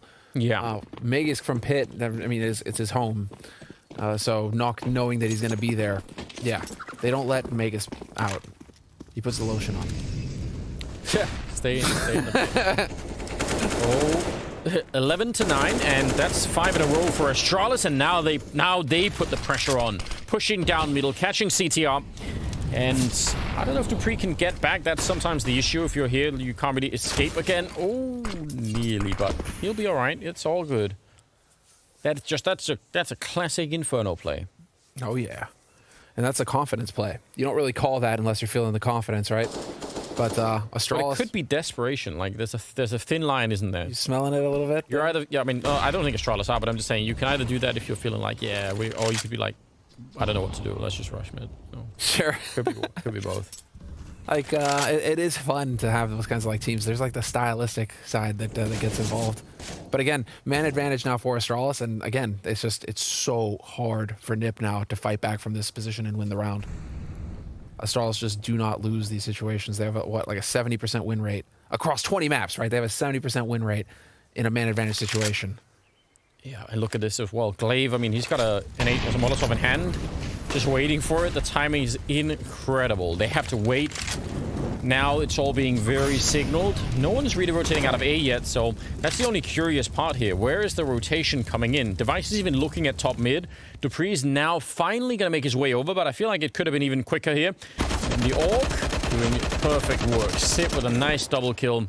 And whatever dreams they had of getting into this bomb site, they're definitely done. So the rude awakening, just sit up in bed and it's all done. It's just gross. Zip.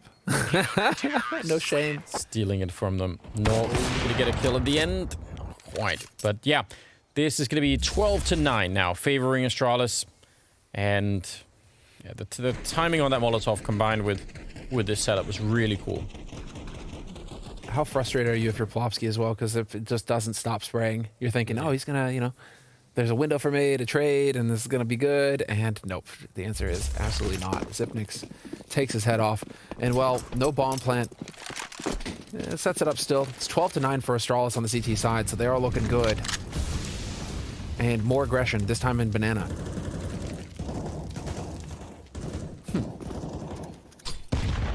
And there it is. Yeah. You're just waiting for that HE now on ramp. It's so brutal. Just a little bit of a late, yeah. I mean, what can you do? And what you can do is just die, Anders. Well, let's see here. They're going to go quick. They're going to wrap around straight into quad. That's an incredible flashbang. Stopping Device from shooting him in the back now. He's trying to get into the action, but they've lost the rest of the defense here. And Device is in trouble. A little bit of a miss. Oh!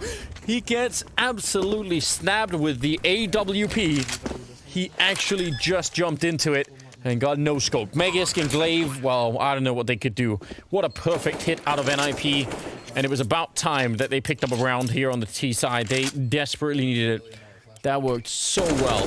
I can't believe the flash was timed so the Device couldn't shoot them. Otherwise, he would have had a chance at helping out his teammates and maybe it would have gone differently. But that is the first round that NIP picked up in the second half. 6 rounds in a row for Astralis on the CT side, and NIP finally breaking the streak, Anders. And off of a brave round at that. Quick, to the point, enough of the slow stuff. Let's show some guts. Let's get in there. And Astralis just not up to it. And well, that was like the $1 million flashbang. You got to give it just the impeccably timed flashbang to stop Device from having any say. It's also it's a cool path that they end up running. This is just ridiculous, isn't it? He's actually jumping on. Like, nope. Couldn't get the knife.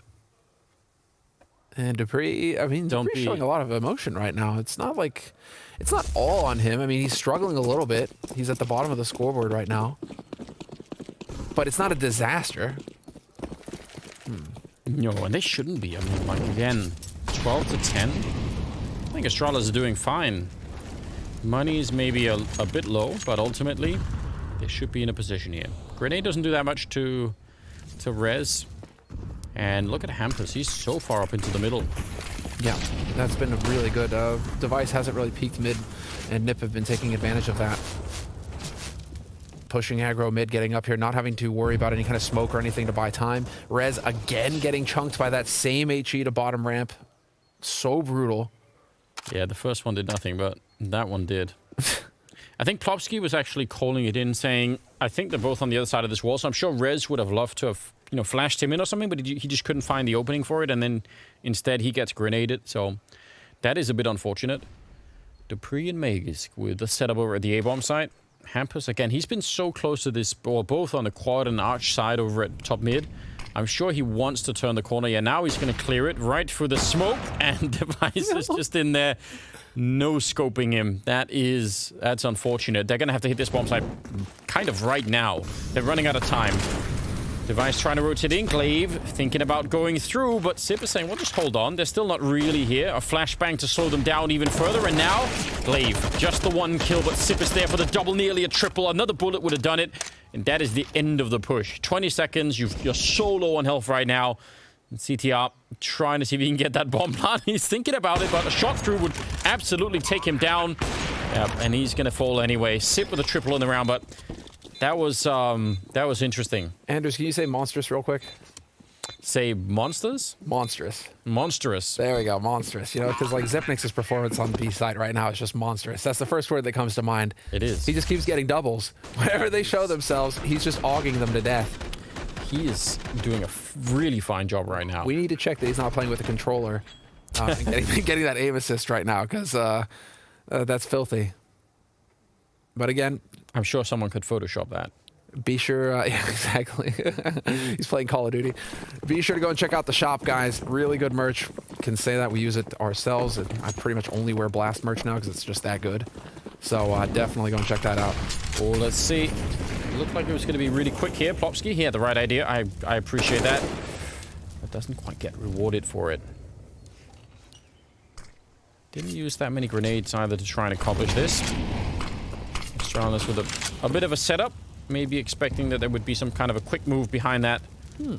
Walks right into an HE, but let's see if they can find the kill on Glaive, which they can. Are they going to be able to guess?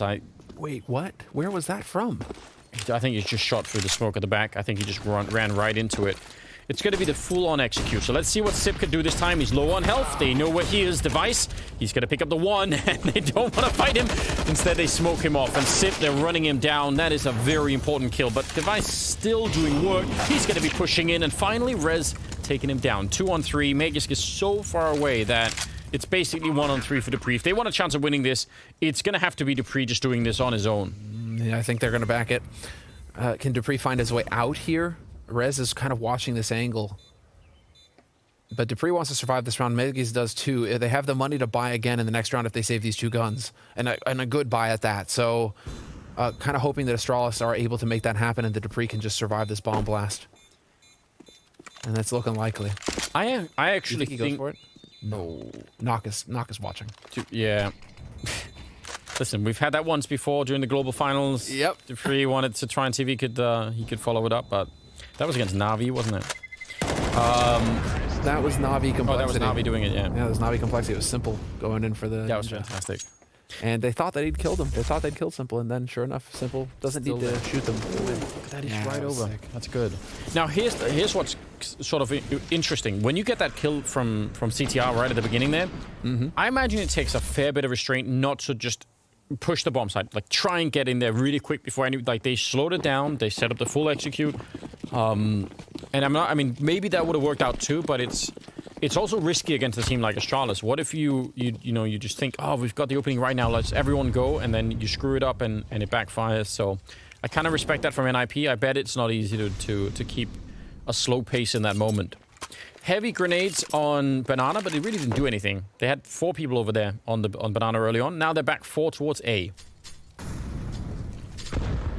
Which is definitely interesting. Oh, catching Device. But again, there's a pretty heavy setup over on this side. Gonna be grenades, a lot of them down. Magisk moving out. Glaive coming in, and they're all flashed, and they've just fish in a barrel right here. Getting slaughtered at the moment. Plopsky, though, is sneaking around the back, and that is great news. Taking down Glaive. And now they've really infiltrated this. There's still a minute left. They're just looking for the fights here. Trading continues as Magisk is down in pit, and he's going to get found. This is all over the place. Just a long, ongoing 20, 30-second long fight. And eventually, it's a 1-on-2 against Sip, who is maybe the best clutch player in the world. But we haven't seen that yet today in this series. We haven't had those clutches. This would normally be an easy one for Sip to try and follow through. So let's see. He's got a smoke and a Molotov, so he's going to set that up to try and create a little bit of space, and then he's going to come charging right through. That's the first difficult part, is getting through the smoke, and he gets caught by Plopsky. Nice double for him, and it's 13-12. NIP are started to set it back. The money is gone for Astralis. This can happen. They could do this. They could do this. They can absolutely do this. And this is going to be so deflating for Astralis as well, because Astralis called it. They had the setup. They had 4 players on A. Yeah. They knew that NIP were coming A. They were ready for them. They got the opening kills. I mean, everything is there for Astralis to just lock it down, and then I think they got complacent. I think Glaive takes that peek towards Plopsky when maybe he doesn't need to, and Plopsky wins that fight, and it just opens up a flank that wasn't there available for NIP before that moment, and the round spins out from there. So Astralis need to kind of take a deep breath here, and wow. Dude, Astralis are playing for the win.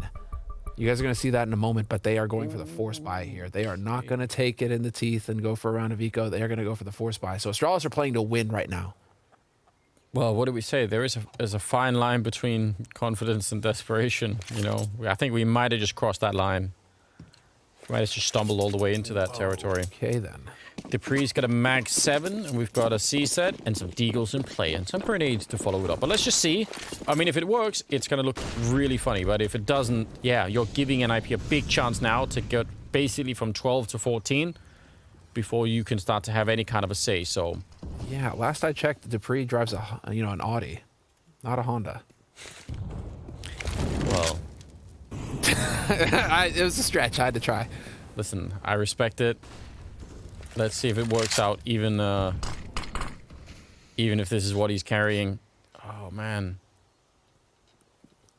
Right at the edge. Orp versus Mag 7. I don't think that's going to favor the shotgun. I just don't think so. No, especially dupreeh. The angle doesn't favor dupreeh for the peek either. So this is all sorts of nasty for dupreeh. He's going to have to hit an impeccable shot. Yeah, but Magus could flash him in. So best case, dupreeh... Oh, he's going to smoke it off. I was going to say he gets a kill, and then Magus flashes, and then he gets another one. So, like, it has to be something like that. It's a pretty good Molotov to slow them down, actually. But the wrap is still on. NIP not giving up on this right now. Want to try and see if they can continue. 40 seconds on the clock. Device is kind of here, but again, that Mag 7, it's now inside of the bomb site, so they have to get pretty close. If Hampus dies, then everyone is... Oh, that's incredible flick. If he would have gone down, then dupreeh would have had only one angle to deal with, and now instead it all falls apart. And Magus, yeah, they're going to get him no matter what here. So kind of close, actually. But NIP pull through, and they're going to tie it up. It's 13-13. That flick from Hampus, that is huge. That's so monster. He's also been doing a fantastic work for NIP, at least as far as average damage per round. I mean, he is up there. Yeah. But Anders, are we getting flashbacks to London here, beginning of last year, first event for Blast, the group stage, and Astralis getting upset against this team that came out of nowhere. Somebody was talking about a Juggernaut. And people were laughing at that. Exactly. Oh, a Juggernaut, ha. Right, Juggernaut, right. Yeah, cool. And then all of a sudden, Complexity beat Astralis. Yeah, I mean, this does feel like that kind of a repeat, which is really, I mean, again, just very, very interesting. That is sweet. Just imagine what would happen if this actually plays out. Again, surely the expectations are going to be high for NIP for the next match, but for Astralis, yeah, what a tough way to get started. All things considered. 13-13. They have to make life hard on themselves. You know, it's just about making life hard on themselves. They need the challenge. Yeah. Well, they got one. They let NaVi win global finals just to, give them a little bit of confidence going into the beginning of the year, right? They need an opponent. Well, it's going to be angry people on Twitter writing you something now. Oh yeah. Well, how dare you? I've heard that there's a bit of drama with PIMP and the CIS. Always. Well, you got to maintain some drama. We've got 2 Zeus in play, which I think is fantastic. Huge fan of that kind of a setup. Still think the run boosted Zeus is like, that's the holy grail for me that we haven't seen yet. I mean, which is a shame. People need to try that. Oh, okay. That is just a USB, but that works too. It packed a harder punch somehow. Whatever happens, just NIP cannot give this round up. They must win it. And I think clearing that kill there is probably what does it. So yeah, that's good. Everyone can relax. That should tell them. Yep. So ZTR are going to be setting it up. Oh, and we will have that bomb planted on the A site. Nip showing some true discipline here.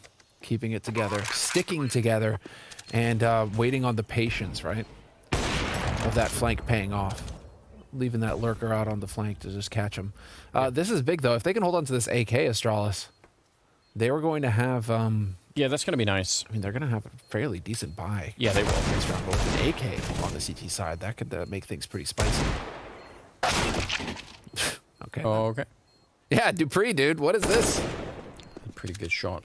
Now, I don't know. I mean, I feel like Astralis, their efficiency on Banana has sort of gone down in the last couple of rounds. Like, they're not doing nearly as much damage. And their top mid control as well. I mean, NIP are getting that position a lot, and they're doing a lot with it. All right. Hampus also went down at the end, so this is getting interesting now. 14-13, though. NIP back in the lead. 2 rounds away from taking down Astralis here. The opening match of this spring season, which... I mean, if they do it, it'll be amazing.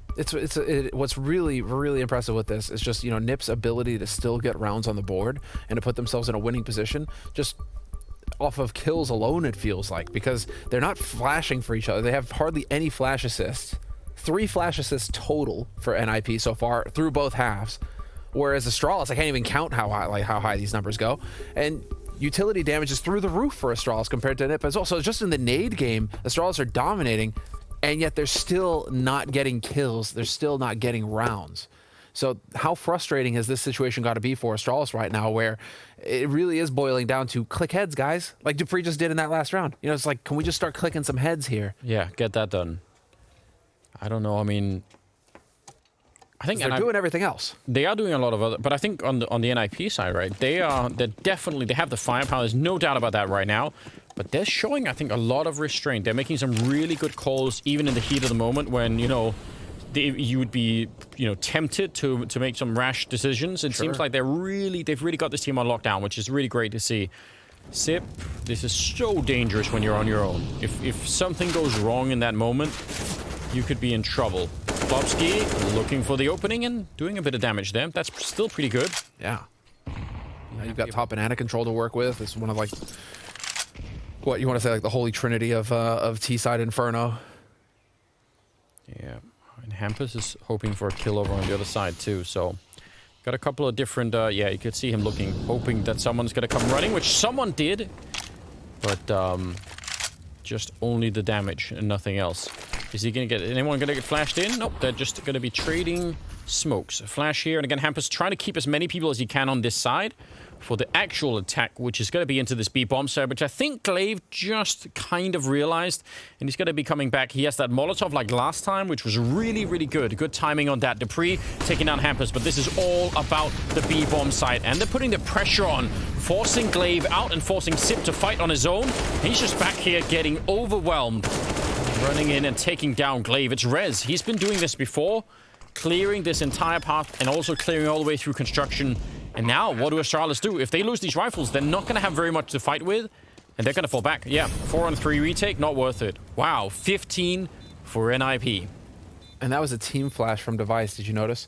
That flash Glaive as Rez is pushing Graveyard. So Device, I mean, there's no way to know. You're obviously trying to help your teammates here, trying to set up some kind of play. But that it looked like that ended up hurting. So we have the flash coming in behind him. Yeah. So the timing could not have been worse for Glaive to swing on that. Maybe just a little bit of miscommunication there, but yeah, it could be. Glaive wins that duel, and it's a totally different situation for Astralis going into that retake. That bomb may never even get planted at that point. Whereas there, Rez clears Graveyard, and all of a sudden, Nip have B, and Nip have a bomb plant.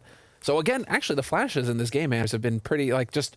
We can point to 2 rounds that have been utterly screwed for Astralis just based off of flashes, like a single flash grenade. You know, it's one of the things that I think is so interesting. If you go back and look at these games later on, if you sort of look at all those details, there are so many grenades like that where you think, man, that was a split second, timing. Yeah. It's down to less than half a second, and if it goes the other way, yep, someone else probably wins. So it's delightful. We can't catch all of it, but we can do it a lot here. 15-13, ladies and gentlemen. Let's see if NIP can get one more round and pull through this upset, take down Astralis on 2 maps in this best of 3. That would be... What a great way to start the year for NIP. And there's Rez charging through. He had the right idea. He practically pre-fired that position. And yeah, he knows. He's got the idea. Gonna start to fall back, which again, you can't really blame him. Plopsky now put under some pressure. And with the Molotov on top, he's gonna be going down. That's a nice response out of Astralis. And it forces them to use a lot of grenades that they don't have on that CT side. But at least it's a 4-on-4. Device. He is at that corner on Arch again, where he's been wrecking people all half long. And this time they're going to smoke him off, trying to prevent that from happening. He is running back into the site, and there could easily be a flashbang here to just make him completely irrelevant in this. There's one of them, but they're not quite quick enough, and he's going to get his eyesight back, but Rez will take him down. Nork with the follow-up kill as well, dropping dupreeh. So now Magus can Glaive 2-on-3 for the afterplant retake, where they have a smoke and a kit, and that is it. So this will be just very hard to deal with. Nigh on impossible. You got the Triangle of Doom set up here for NIP, and there it is. Rez finding the kill on Magus. Oh, and there's a headshot low. Glaive, he's looking behind him, and he's going to get executed by Hampus. 16 rounds on the board for NIP, picking up the match in 2 maps. What a fantastic start for the Swedes. A new lineup with CTR certainly proving himself in this game. I'm so impressed. I think everything here just looked so crisp and so well organized. I want to see, like, and to see the flow chart that Threat's been working with. Like, if they do this, then we do this, and it's just like, it's amazing. You just made the point for me, Anders, because again, this is what we just talked about going into it, not just, but like going into the first map, how Threat has a very measured approach. Yes. Everything, there's a reason for everything on Nip's T side and CT side. Like, he is a guy who goes through demos, and he's got a very A goes to B, goes to C. You can see the thread in Threat's game plan. And, well, what better than to play on a map and the decider when you have that sort of systematic approach where you've got 20 demos to look at in the last 3 months. Got everything. You got everything. You're going to be able to look exactly. So when Rez goes through that smoke, pre-firing the angle, you know, just managing to smash Zip, it's like he knows that because they've looked at the demo and like, all right, Zip likes to play here a lot of the time. And if they're not making those adjustments, Astralis, they're going to get punished. So I think this is a perfect example of just preparation paying off for NIP against Astralis, who have everything to lose in the match. And, well, they started the same way that they did last year, man. Yeah, another upset. It's crazy. It's so crazy. I can't wait. Surely the desk would have been impressed as well by CTR and his antics over at the pit. Let's find out. We certainly were impressed by ZTR, but all of NiP as well on this. We came into this Inferno matchup, Maniac, by saying that, okay, Astralis' Inferno by numbers looks good, but when you look at the finer details, the matches we saw, it hadn't looked pretty, and there had been times they'd fallen apart. But this was a decisive win, maybe not by scoreline here for NiP, but the way they did it. You mentioned scoreline, and I actually want to go one step further. This was actually a crazy win for NIP. Because this time around, Astralis won both beast rounds, and they converted both situations. So they were 3-0 lead in the first half, 6-0 lead in the second half, and still NIP were able to manage to pull it back. That is insane. I don't care it's just one game. I don't care the consequences of that game aren't too big. This is a huge upset to kick off the tournament. And it makes it very legit, right? Because you could have the conversation in Overpass that NIP, they were, I wouldn't say lucky, right? But Astralis were not playing a great game of Counter-Strike. I think NIP on Inferno, as Maniac alerted to right here, they were by far the better team. They won the most they won the most gun round, they won the most clutch rounds. They were by far one step ahead every single time it came into, you know, maneuvering around the map and outplaying Astralis. So yeah, when we talk about, of course, coming into the game, Astralis being the giant favorites, that's how it is. And a lot of people out there would probably be like, oh, you guys were wrong. Well, how about we turn around the script right here? How about we emphasize how important and how wild, I guess it is, and how well played it is from NIP that they were able to take down Astralis 2-0, given the fact that they were so unfavored coming into this matchup. I think this was a very legit and a very impressive first show coming out of NIP. And you got to say one thing here for NIP as well. They were able to win rounds where they were at a deficit, where it looked like it should have been going in Astralis' favor. The ones we normally say are like almost 10 out of 10 times that the Astralis would normally win it. Yeah, I completely agree with you. And that was a point that was being made by Semler at the casting desk, that you could almost see the preparation transpire from NIP. And I do agree with it. I think some of these late round situations, you could see how prepared they were and how polished the execute was. Think about the B side. 30 seconds left. Glaive is actually making his way rotationing from CT spawn. He's right there on time to defend the B bomb side with Zip, but the utility is perfect from NIP. The trading, the spacing is good. They get the double kill, the round is over. Round after that, same situation on the A side. Perfect execute, Rez with the AWP, insta trade, right angle, right positioning. That was a pristine end of half from NIP. These 5 rounds they get at the very end, you could watch them again and again and again because they were amazing. Dare I say it, the NiP magic might be back in the form of ZTR though, because it wasn't just one game that he got away with doing well. It was 2 games that he seemed to be not scared, able to play the advantage, or able to play smart as well for such a young player. He passed with excellence. There's not a single bad word to be put on his performance tonight. He played way better than I think anyone could have expected.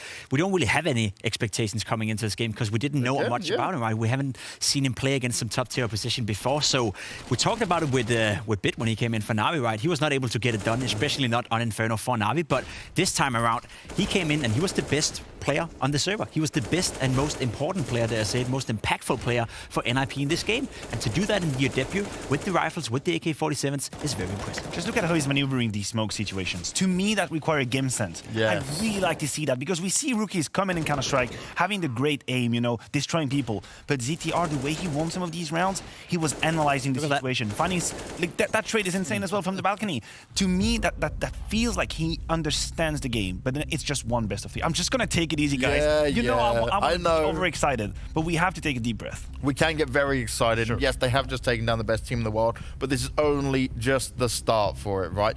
For Astralis, though, you got to say there were some mistakes being made here that were uncharacteristic. Yeah, sure there were, and there's a question to the map pool as well now. I didn't want to raise it because it was a bit premature, but you talked about it, Inferno, right? Yeah. We saw it at the global final. Sure, they won 2 out of 4 games, and they did beat Vitality 16-5, but they also lost 16-5 against NaVi. They lost to EG, and the game against G2, they should have lost it. They were down 14-10, won an eco round, and ended up winning the game. Well done to Astralis. But now Inferno has to come into question. Is that no longer a strong map for Astralis? It seems to me that it's a little bit shaky right now, and okay, that happens, but when you look at the other maps for Astralis as well, we talk about Nuke, that used to be the best map for Astralis. Yeah. Nuke is gone. They don't even want to play it as a third map anymore. So you don't have Nuke anymore. You don't have Inferno anymore. Those used to be your 2 strongest maps. Where do you go if you're Astralis then? Train, Vertigo, Dust 2. Sure, you're good at it, but you're not going to be the best team in the world if you can't play Inferno or you can't play Nuke. And the one thing, right, I want to continue this Inferno conversation because when people look at the numbers and the stats, they'll go, oh, it's such a high win percentage, and go, okay, fine. But we saw all these games and we did say, okay, this is a sign for concern, but we always expected Astralis to be able to pull out of it. This is not the case anymore. I agree with you. And even the wins that Astralis were able to get on Inferno were not as clean as they used to be a year ago, when it was basically impossible to beat them on Inferno, right? Because everyone would play Inferno because Nuke was out of the table. As Jacob is alluding to, there's a domino effect for Astralis. Because they're not afraid of Nuke anymore, or rather anyone else is afraid of Nuke anymore, and they are, now they're getting tested on Inferno. And what if you start not winning Inferno? Where's your go-to in a veto? We used to have this conversation at the desk where the first map would go to Astralis anyway. Would it be Nuke? Would it be Inferno? It's going to be 1-0. What's the second map? But if it's not the case anymore, I feel like Astralis have put a lot of work into preparing the map from the bottom up, right? Yeah. The map that they didn't really like to play, the overpass, the trains, the vertigo, they're getting better at it, and their defense today might not be a good example as they lost overpass, but they worked on it, right? But where's the top? Where's the security if you're going to lose Inferno? That is scary. It is really scary, but a person who was certainly not scared and is going to be very happy today is Rez, and he was able to catch up with Freya, so let's hear from him. NIP pull off the upset to end all upsets here at the Blast Spring Groups. Rez, can you tell me the team's reaction when you managed to take down the #1 team in the world here at your debut match? Yeah, it's very unexpected, I would say. We're so happy, and good debut for the young star. Yeah, let's talk about ZTR as well, because we were saying coming into this, obviously a new member to the squad coming from the Young Ninjas. So how was his integration into the team in your first official match with him? Yeah, very good. He's very calm and collected, and he surprised me a lot. Like, he doesn't really have experience, but like I said before, he feels like he has it. So I think he's proving himself very good at the moment. How different was it from the practice games you'd have with him versus the official match, first of all? Was there any kind of main differences you saw with him as a player? No, not really. He steps up really good in officials, it seems like, and I don't need to do that much when he multi-frag every round, so yeah, he's popping off. I want to ask about that Inferno as well, because it was neck and neck, really down to the wire in those last few rounds. So what was it that was sort of flipped the switch for you? Where was the turning point for NIP in it? Turning point would be when we won a forest round with Deagles, and I think that set the tone for the rest of the match. We got real hyped after that, and we got just so motivated, and the energy spiked, and we just ran them over, it felt like, after that. We were speculating about it during the game, but obviously we see Astralis playing Inferno a lot, so there is a lot of film to go off of them on it. How much did that impact your preparation coming into it? Did you presume this map was going to be one that they picked out? We didn't prepare Inferno at all, actually. We expected them to pick Dust 2 against us, because they usually do when we float it. So no, we didn't really prep anything. We just went what we had practiced in previous games and did our thing. Hampus teased us earlier saying that you changed up a few things over the player break. So what were kind of the biggest impacts of those changes coming into today's game? Is there anything particular that you've been working on that you pulled out the bag in this match? Yeah, we and Threat as well has worked really hard in the past days up to this tournament to find new things and brand new stuff so we can go into every game fresh. Well, of course, you've got another game coming up very shortly, and it will be determined by the winner of our next matchup, which is Big versus OG. And I want your take on this, Rez. Who do you think is going to be taking the crown in the next game? It's a tough one. I would say Big is really up and down at the moment, but I think they're a more solid team than OG. So I'm going to bet on the Big here. Well, one thing I'm going to say, I like this little nip setup. It looks like he's about to drop a mixtape or something, you know, looks like he's ready to spit some bars on it. Go on, Maniac, take it away. I'm not going to. I can do the dance, you can do the rapping, you know? You can ad-lib. But another thing, Freya told us as well, she told me recently that she'd also found out they'd only been practicing for 3 days with him in the lineup, right, with this new 5. So this makes the result even more impressive. And did he say they did not prepare Inferno at all and they were ready for Dust too? Like, is that in talk? Is that actual information? Because it looked like they were prepared for Inferno. At least the plan was really, really good. Yeah. So if that's just spontaneous reading of the game and adaptation, then that is hella scary for anyone. And might I just add, guys, whoever loses the next game will face Astralis to stay alive in the tournament. Good luck with that. Yeah, because that's going to be an Astralis that's going to be hungry to fight on forward, right? But overall, we have been impressed with Nib and Astralis right now. They are 1 game away from lower bracket, which would mean that they could be eliminated, which means they could be in the showdown, which you would not normally say for these guys. But you remember last year, they started off in a similar fashion, right? But one bit of news I want to tell you both right now. It's just been announced. We spoke about complexity earlier. Well, we may as well have ignored that because Poison is back in the team. There is no more Yugi, which is a good sign from our eye test of it because he was not a player they needed. Maybe we can see some consistency brought back to this lineup. It's a great news for complexity. It obviously is. I mean, it must have been frustrating to have to play with all these stand-ins now. What I'm looking for is individual reactions from all across the roster because Poison is back. I mean, I don't think it's fair to expect from Poison to perform to 200% straight from the get-go. True. But the rest of the people, because now the structure will be in place, I hope to see better from them. I don't want to jump the boat just yet. I want to know how long they've been practicing with him, for how long he's been back. Has it only been a couple of days? It's going to be very, very tough for them to replicate somewhat of the performance we saw late 21 with him on the roster. Had they had a week or two, I think we can again start to build up our expectations when it comes to complexity. With BlameF, with JKS, with a guy like Config, there's enough firepower to beat any given team in this tournament. So complexity, you need to watch out for them. There's a lot of potential in their teams. Well, you won't have long to wait to see him because they'll be on your screens here at Blast Premier going into the next group. But it's time for us to rocket to a quick break. And when we come back, we're moving on to our next game. And it's the big boys taking on OG.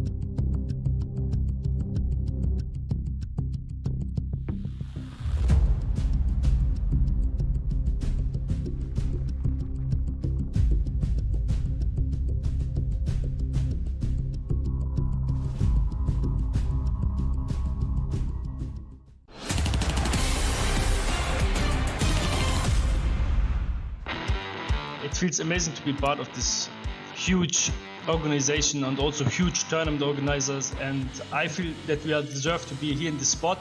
I'm looking forward to just play with the best of the best. I think it was really nice to bring in Big as the 12th member team for the Blast Premier. They have 4 German players and they have a lot of German fans, but they also have Santaris, who is a Turkish player, and he brings a lot of Turkish fans to the scene as well.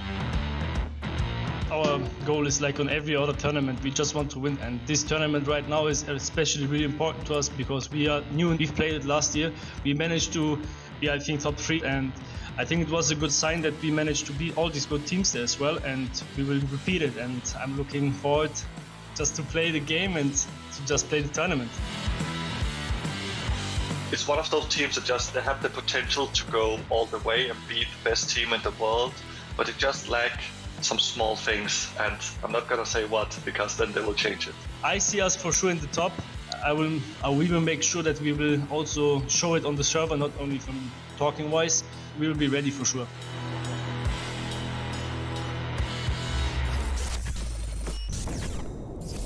It is the Big versus OG matchup to end the day with here for the opening day of our Spring Groups of Blast Premier. And Big is a team that not only managed to be consistent throughout last year, but they had some incredible highs and they always found a way to make it work. I agree, and I think the fact that Big bounced back at the end of 2020 after the slump they had at the very end is a good sign, because for Big now the story and the narrative is, are you a top team? That's a very simple question. Are you a top team? Should we always consider you for deep runs, or are you a flash in the pan? Are you going to have 2 good weeks, or are you going to have a good year? And now that is the question that we start to answer today. I got a question for the two of you. If I'm going to ask you, where do you think Big is on the world ranking right now? But I know the answer, so... Okay, so James... Yeah, I know the word. I was 4. Yeah, there's 4, right? But just saying on that out paper, loud, you wouldn't expect it. I know what you're going with. Saying that out loud, you look at these 5 players, and then number 4 in the entire world. That's been the entire story for Big Clan, right? They've been able to produce results consistently that brings them up there within top... At one point, top 1, right? But within top 2 to top 6... Very, very impressive. You look towards the lineup, you look towards the players, a couple of star potential players in there. Santaris, of course, you have Searson, reaming it out in 2020, to be completely honest. But as of right now, do you expect more from OG in 21 than you expect from Big? I'm not too sure. I think these two teams are very equal in terms of their talent, but Big have pulled so many nice victories where OG, it's just been close. And the thing is, right, Big here is a new partner team. This is their first run at the year after they came in and actually showed us they were a legitimate team. They were about top 4 last time. I mean, the evolution from the beginning of 2020 to now is insane for Big, right? You started as a team that was top 40, I think, in the ranking, to now being a partner team at Blast, having been on the throne for a while in the best place in the ranking, and now you're finding your number 4 in the world. So I agree with Jacob. It's quite impressive. Now, the battle for them is to actually stop losing to teams they're not supposed to lose to. Because a little bit earlier in the week, I was working a little bit of event called DreamHack, and they lost to Spirit. They dropped a map to EG. These are not top 4 in the world results. They need to scrap that up. You go up against OG, same. It's a team you're supposed to beat, but supposed being the key word. Supposed being the key word. Now, they've had a recent change in this, right? Toby, the man we love with all the reactions coming out, has taken a step back, and their assistant coach, Dude, has come in. So let's hear how he's dealing with the whole change up in the team. Thank you so much, Dude, for taking the time to catch up with me. I firstly want to know about your transition from the role of assistant coach to head coach. How's that process been going for you so far this year? So because I started off being an assistant coach in Big, I already had like a lot of time to get used to everything, like the system and so on. And of course, I learned a lot from Toby in my time, like since September or October last year. I learned so much that it was kind of like easy to just ease into this new position. And I feel really confident. So far, everything has been working really well. We just keep doing the routine that we've been doing before the break. And yeah, it's just really nice so far. So you mentioned about the routine that you have. Do you do anything different to Toby? You bring anything new to the team, or are you kind of integrating fully with Toby's former coaching style? So I would say most of the style is very similar to Toby's because I primarily learned from him. I mean, it's also I didn't really coach that much before, so it's like I learned just from him the basics and everything. So there's no reason for me to have like a completely different approach. But of course, I bring like a little bit, like some small things, like maybe some new strategies or some new approaches. But generally, the structure is the same, I would say. And what's your relationship like with Tabson? Because we knew how important that was between Toby and Tabson for Big's exponential rise throughout 2020. What's that been like with him? It's been really great, honestly. Like, he's a really, really nice guy, a really hard-working guy. And yeah, especially now that we work together closely in the office, it's been getting better and better over time. Like, I think we have a really good synergy so far, and we really work like together really well. So it's really easy going with him because, yeah, like I said, he works really, really hard, and yeah, I couldn't really ask for anyone else to support me in my role. And this is a really positive thing for him. He was already assistant coach. Coming up isn't going to be too hard to work with the players and get to know him, but it's certainly a tougher job, as in overall more work he's going to have to put in from start to finish. More responsibility as well. Yeah. So Taubi being very vocal. We saw him on the Faze Clan as well, having some nice facial expressions, right? We're going to miss those for sure. Definitely. Not sure he can match that. I'm not sure anyone can match that, to be completely honest. But, you know, the responsibility you have going from being an assistant coach to being the lead coach, right? It's a step up in his career. So let's see.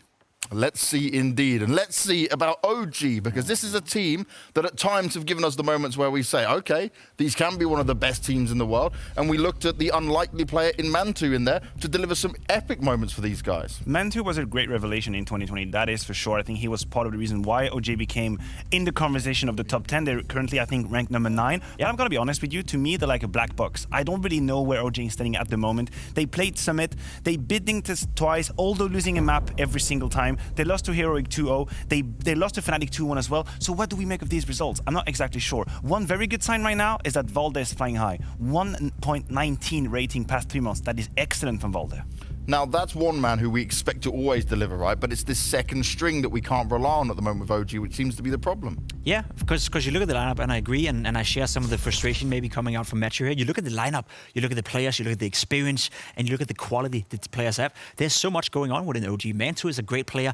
We've seen glimpses of him being a star player, maybe for the future. Valde, he's quality. He's world-class quality. I think there's no team out there who wouldn't take him in as a supportive element to the lineup. He's the carry right now, but I don't even think he's supposed to be. MBK with all the experience, and Alexi B, sometimes we praise him for being up there in the conversation with the best 3 in-game leaders in the entire world. So quality-wise, there's a lot of quality, as said. But how do they express themselves on the server? That's the problem, because as said, it's a black box, it's a mystery box, and I'm having a hard time coping with what do I expect from OG. Because I do think that if they hit the right day, they can be one of the best teams in the world with all the quality. We didn't even mention ENCE, which is a star player potential as well when it comes to aiming. But OG, they're frustrating to me because I can't place them. You can't place them, but right now we're going to place what maps we're going to be playing on and see if that can shine some light on what they might be able to achieve here, mate. Well, Train and Vertigo should not be part of the conversation. I'd be surprised that we have it now. When it comes to picks, both teams actually share a love for Mirage and Nuke. They are right in the middle.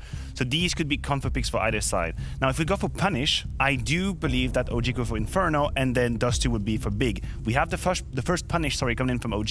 Big could go for Dust2. It's not a very good map for OG, and that's one of the maps they pick the most. It's one of the only team we're comfortable picking Dust2. Yep. So the Punish strategy is still going strong. And for the third map, Mirage or Nuke, pick your choice. I think Nuke would not make sense if OG don't want to play it, I guess. But the Punish strat, sure. Do you like it? You know, I'm kind of split between it because I don't think Dust2 is a bad map by no means for OG, and I don't think Big have been impressive on Dust2. So if that's your best pick going up against OG being the favorites, I'm not too sure if I like that. Then we have Mirage as the third deciding map. I think that's a fitting playing ground for both teams. So I expect this game to be very close, and I expect us to go to a Mirage. But Dust2 being the Punish pick sort of for Big Clan, I think that's a pretty vague Punish, so to speak. I know. I'm uncomfortable with picking Dust2, but I could see it coming. Big look to be really comfortable on Dust2, and I think Sursen. They used to be. I don't think keep they an eye are on Sursen. I think Sursen is still the key to a good Dust2 for Big, but I agree with you. It's not an amazing map for them, but it's their go-to, and when you look at the stats for OG, I could kind of see it coming. Well, let's find out what the odds are going to be for this one, and it is going to be slightly in Big's favour there. But like we were saying, where would you put these two teams right now? Okay, in the rankings of how it all works out, Big definitely further up. But when you look at these and you try and look at the numbers and what they can deliver in a game, it can be very hit or miss. Let me put it this way.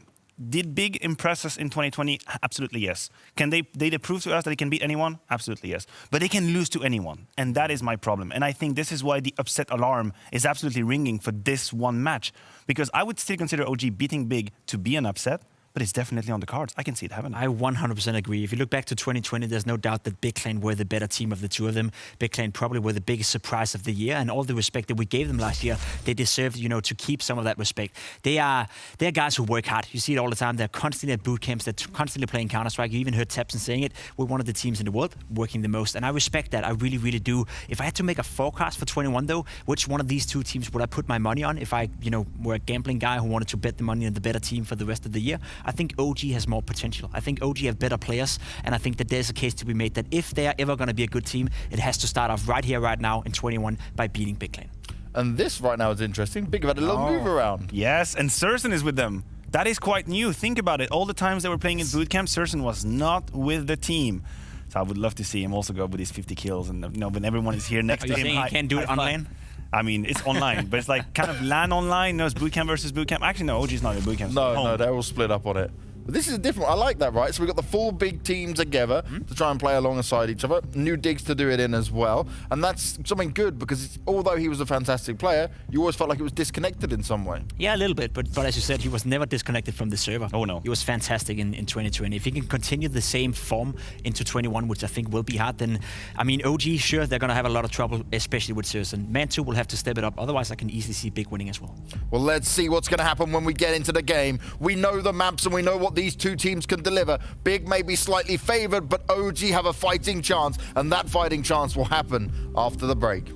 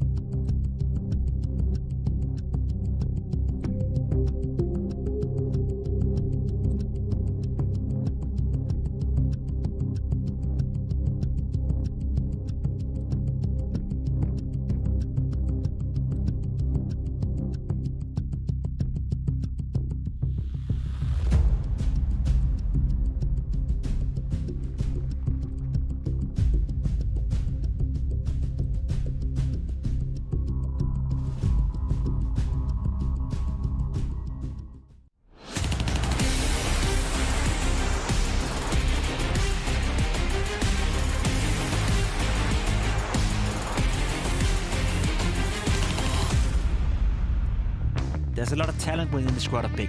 Let's not forget they at one point were the best team in the world. He now starts to activate and catches 2 kills. Headshots are crisp. Oh man, poor guy, 3 kills. Oh! Their stats are a bit more quiet, but we should not underestimate it. Sees one and will pick up a kill on Electronic, but now he's alone. Oh, he no-scopes Flamey! What a disgusting kill.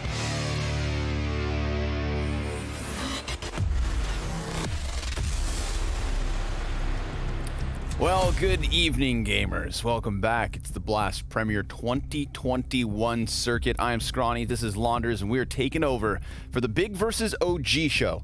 It's a show that I like to kind of compare to, let's say, chicken noodle soup. It's chicken noodle soup. You know what you're gonna get.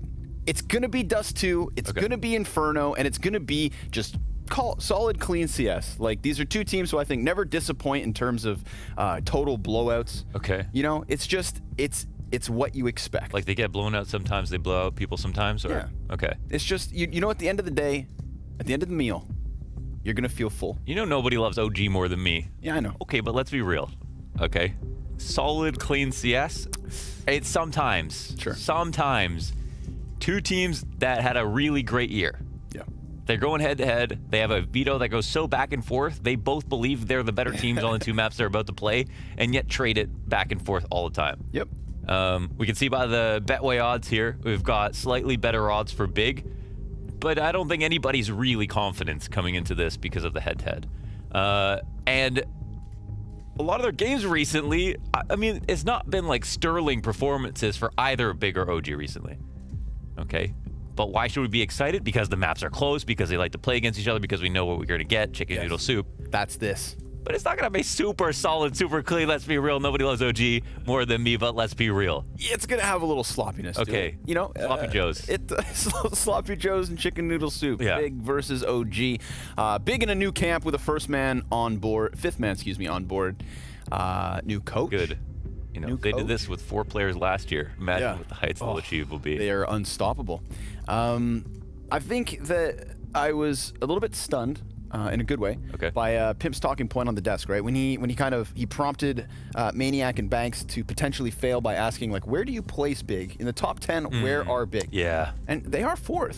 Are they, though? That's the thing. That's and I mean, and that's why I think there's such validity to Pimp's point in that regard. It's like, are they? Because I think they can be. They can be, for sure. And the ranking currently obviously puts them there, you know, so we'll give them what they've earned. But they don't always look like the 4th best team in the world. Like, let's say G2 and Big were, like, if they were playing against each other, would we be really, like, calling Big favorites by 4 spots in the rankings? No. Probably not, right? No. I mean the rankings, they're doing their best because, of course, it's just not that easy. Of course. There's a lot of matches being played, a lot of weird results.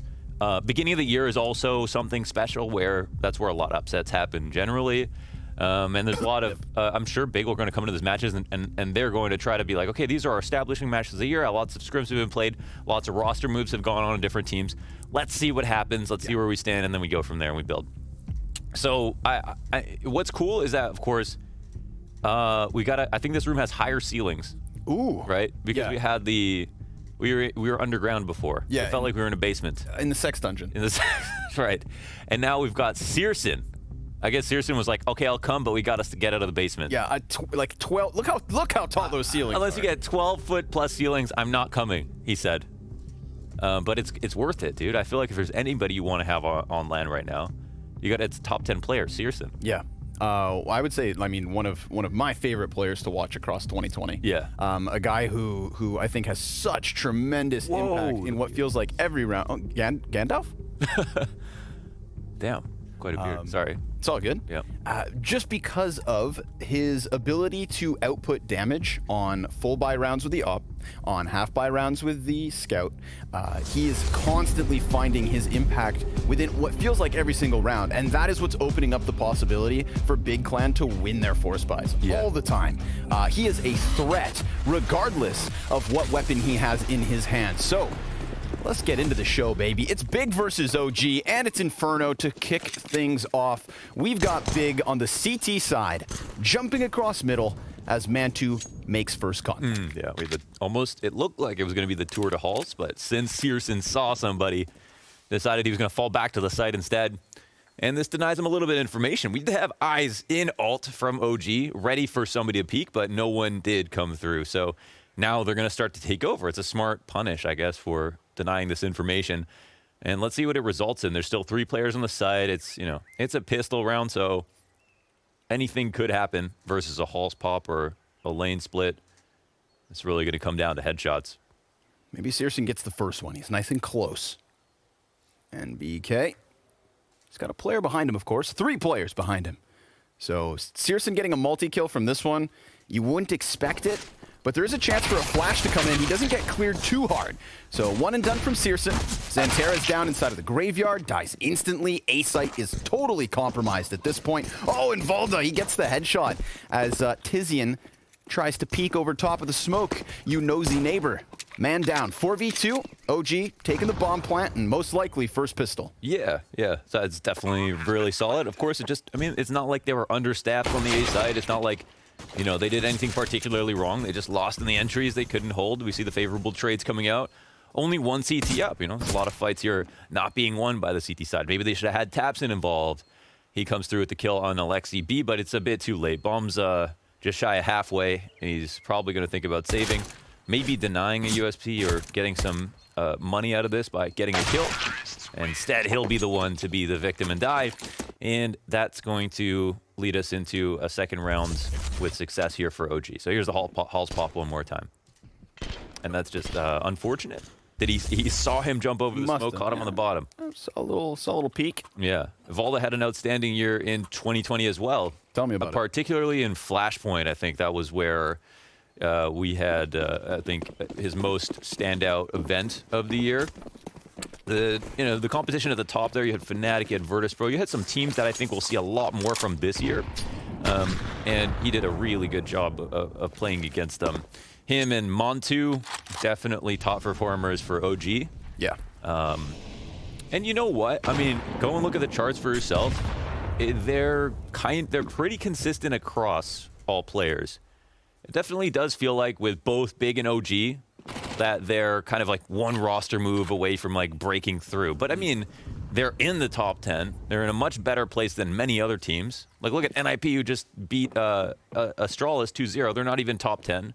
I don't think they're even top 15 right now. It's a brand new roster. It's insane, yeah. So, a lot of teams would be happy to be compared to Big and OG. But since Big and OG have had such a big year, we're starting to talk about them in terms of very specific things, the details about their talent and all of the finer details.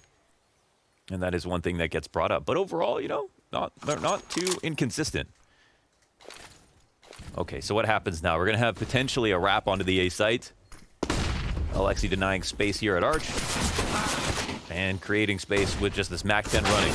Yeah, that scout goes down. I tried to big it up at the start of the match, but it's over already. Now, the last time these teams played on Inferno would have been at the Blast Fall Finals. Final score, Big 16 over OG's 14. Of those 30 rounds of Counter-Strike, 17 times we had more than half. More than half. Big picking up the opening kill. Favorable opening kills to the side of Big. Of those 17 opening kills, 12 of them were on NBK and Alexi B. So NBK and Alexi B are constantly being that first contact, and more often than not, by two, the first casualty on the side of OG. They're like the QB's getting sacked or something. Exactly. Why isn't Issa dying first? Why? Well, I mean, depends. Was it the entries into the it's wild. Side? Issa actually was not once the opening death. Interesting. 0. That does kind of bring it into question for, when we look at the T side. If he is actually doing as much entering as we would expect without looking at in depth at all of the rounds. That is a very, very interesting stat line. We can look kind of more at that in this game.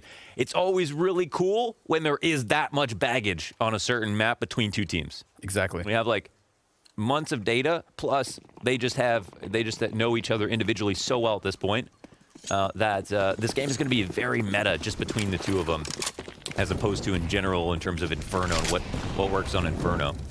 You're going to have to, it's kind of like overtime right away. Exactly. Right. Yeah. It's a big squeeze. Yeah.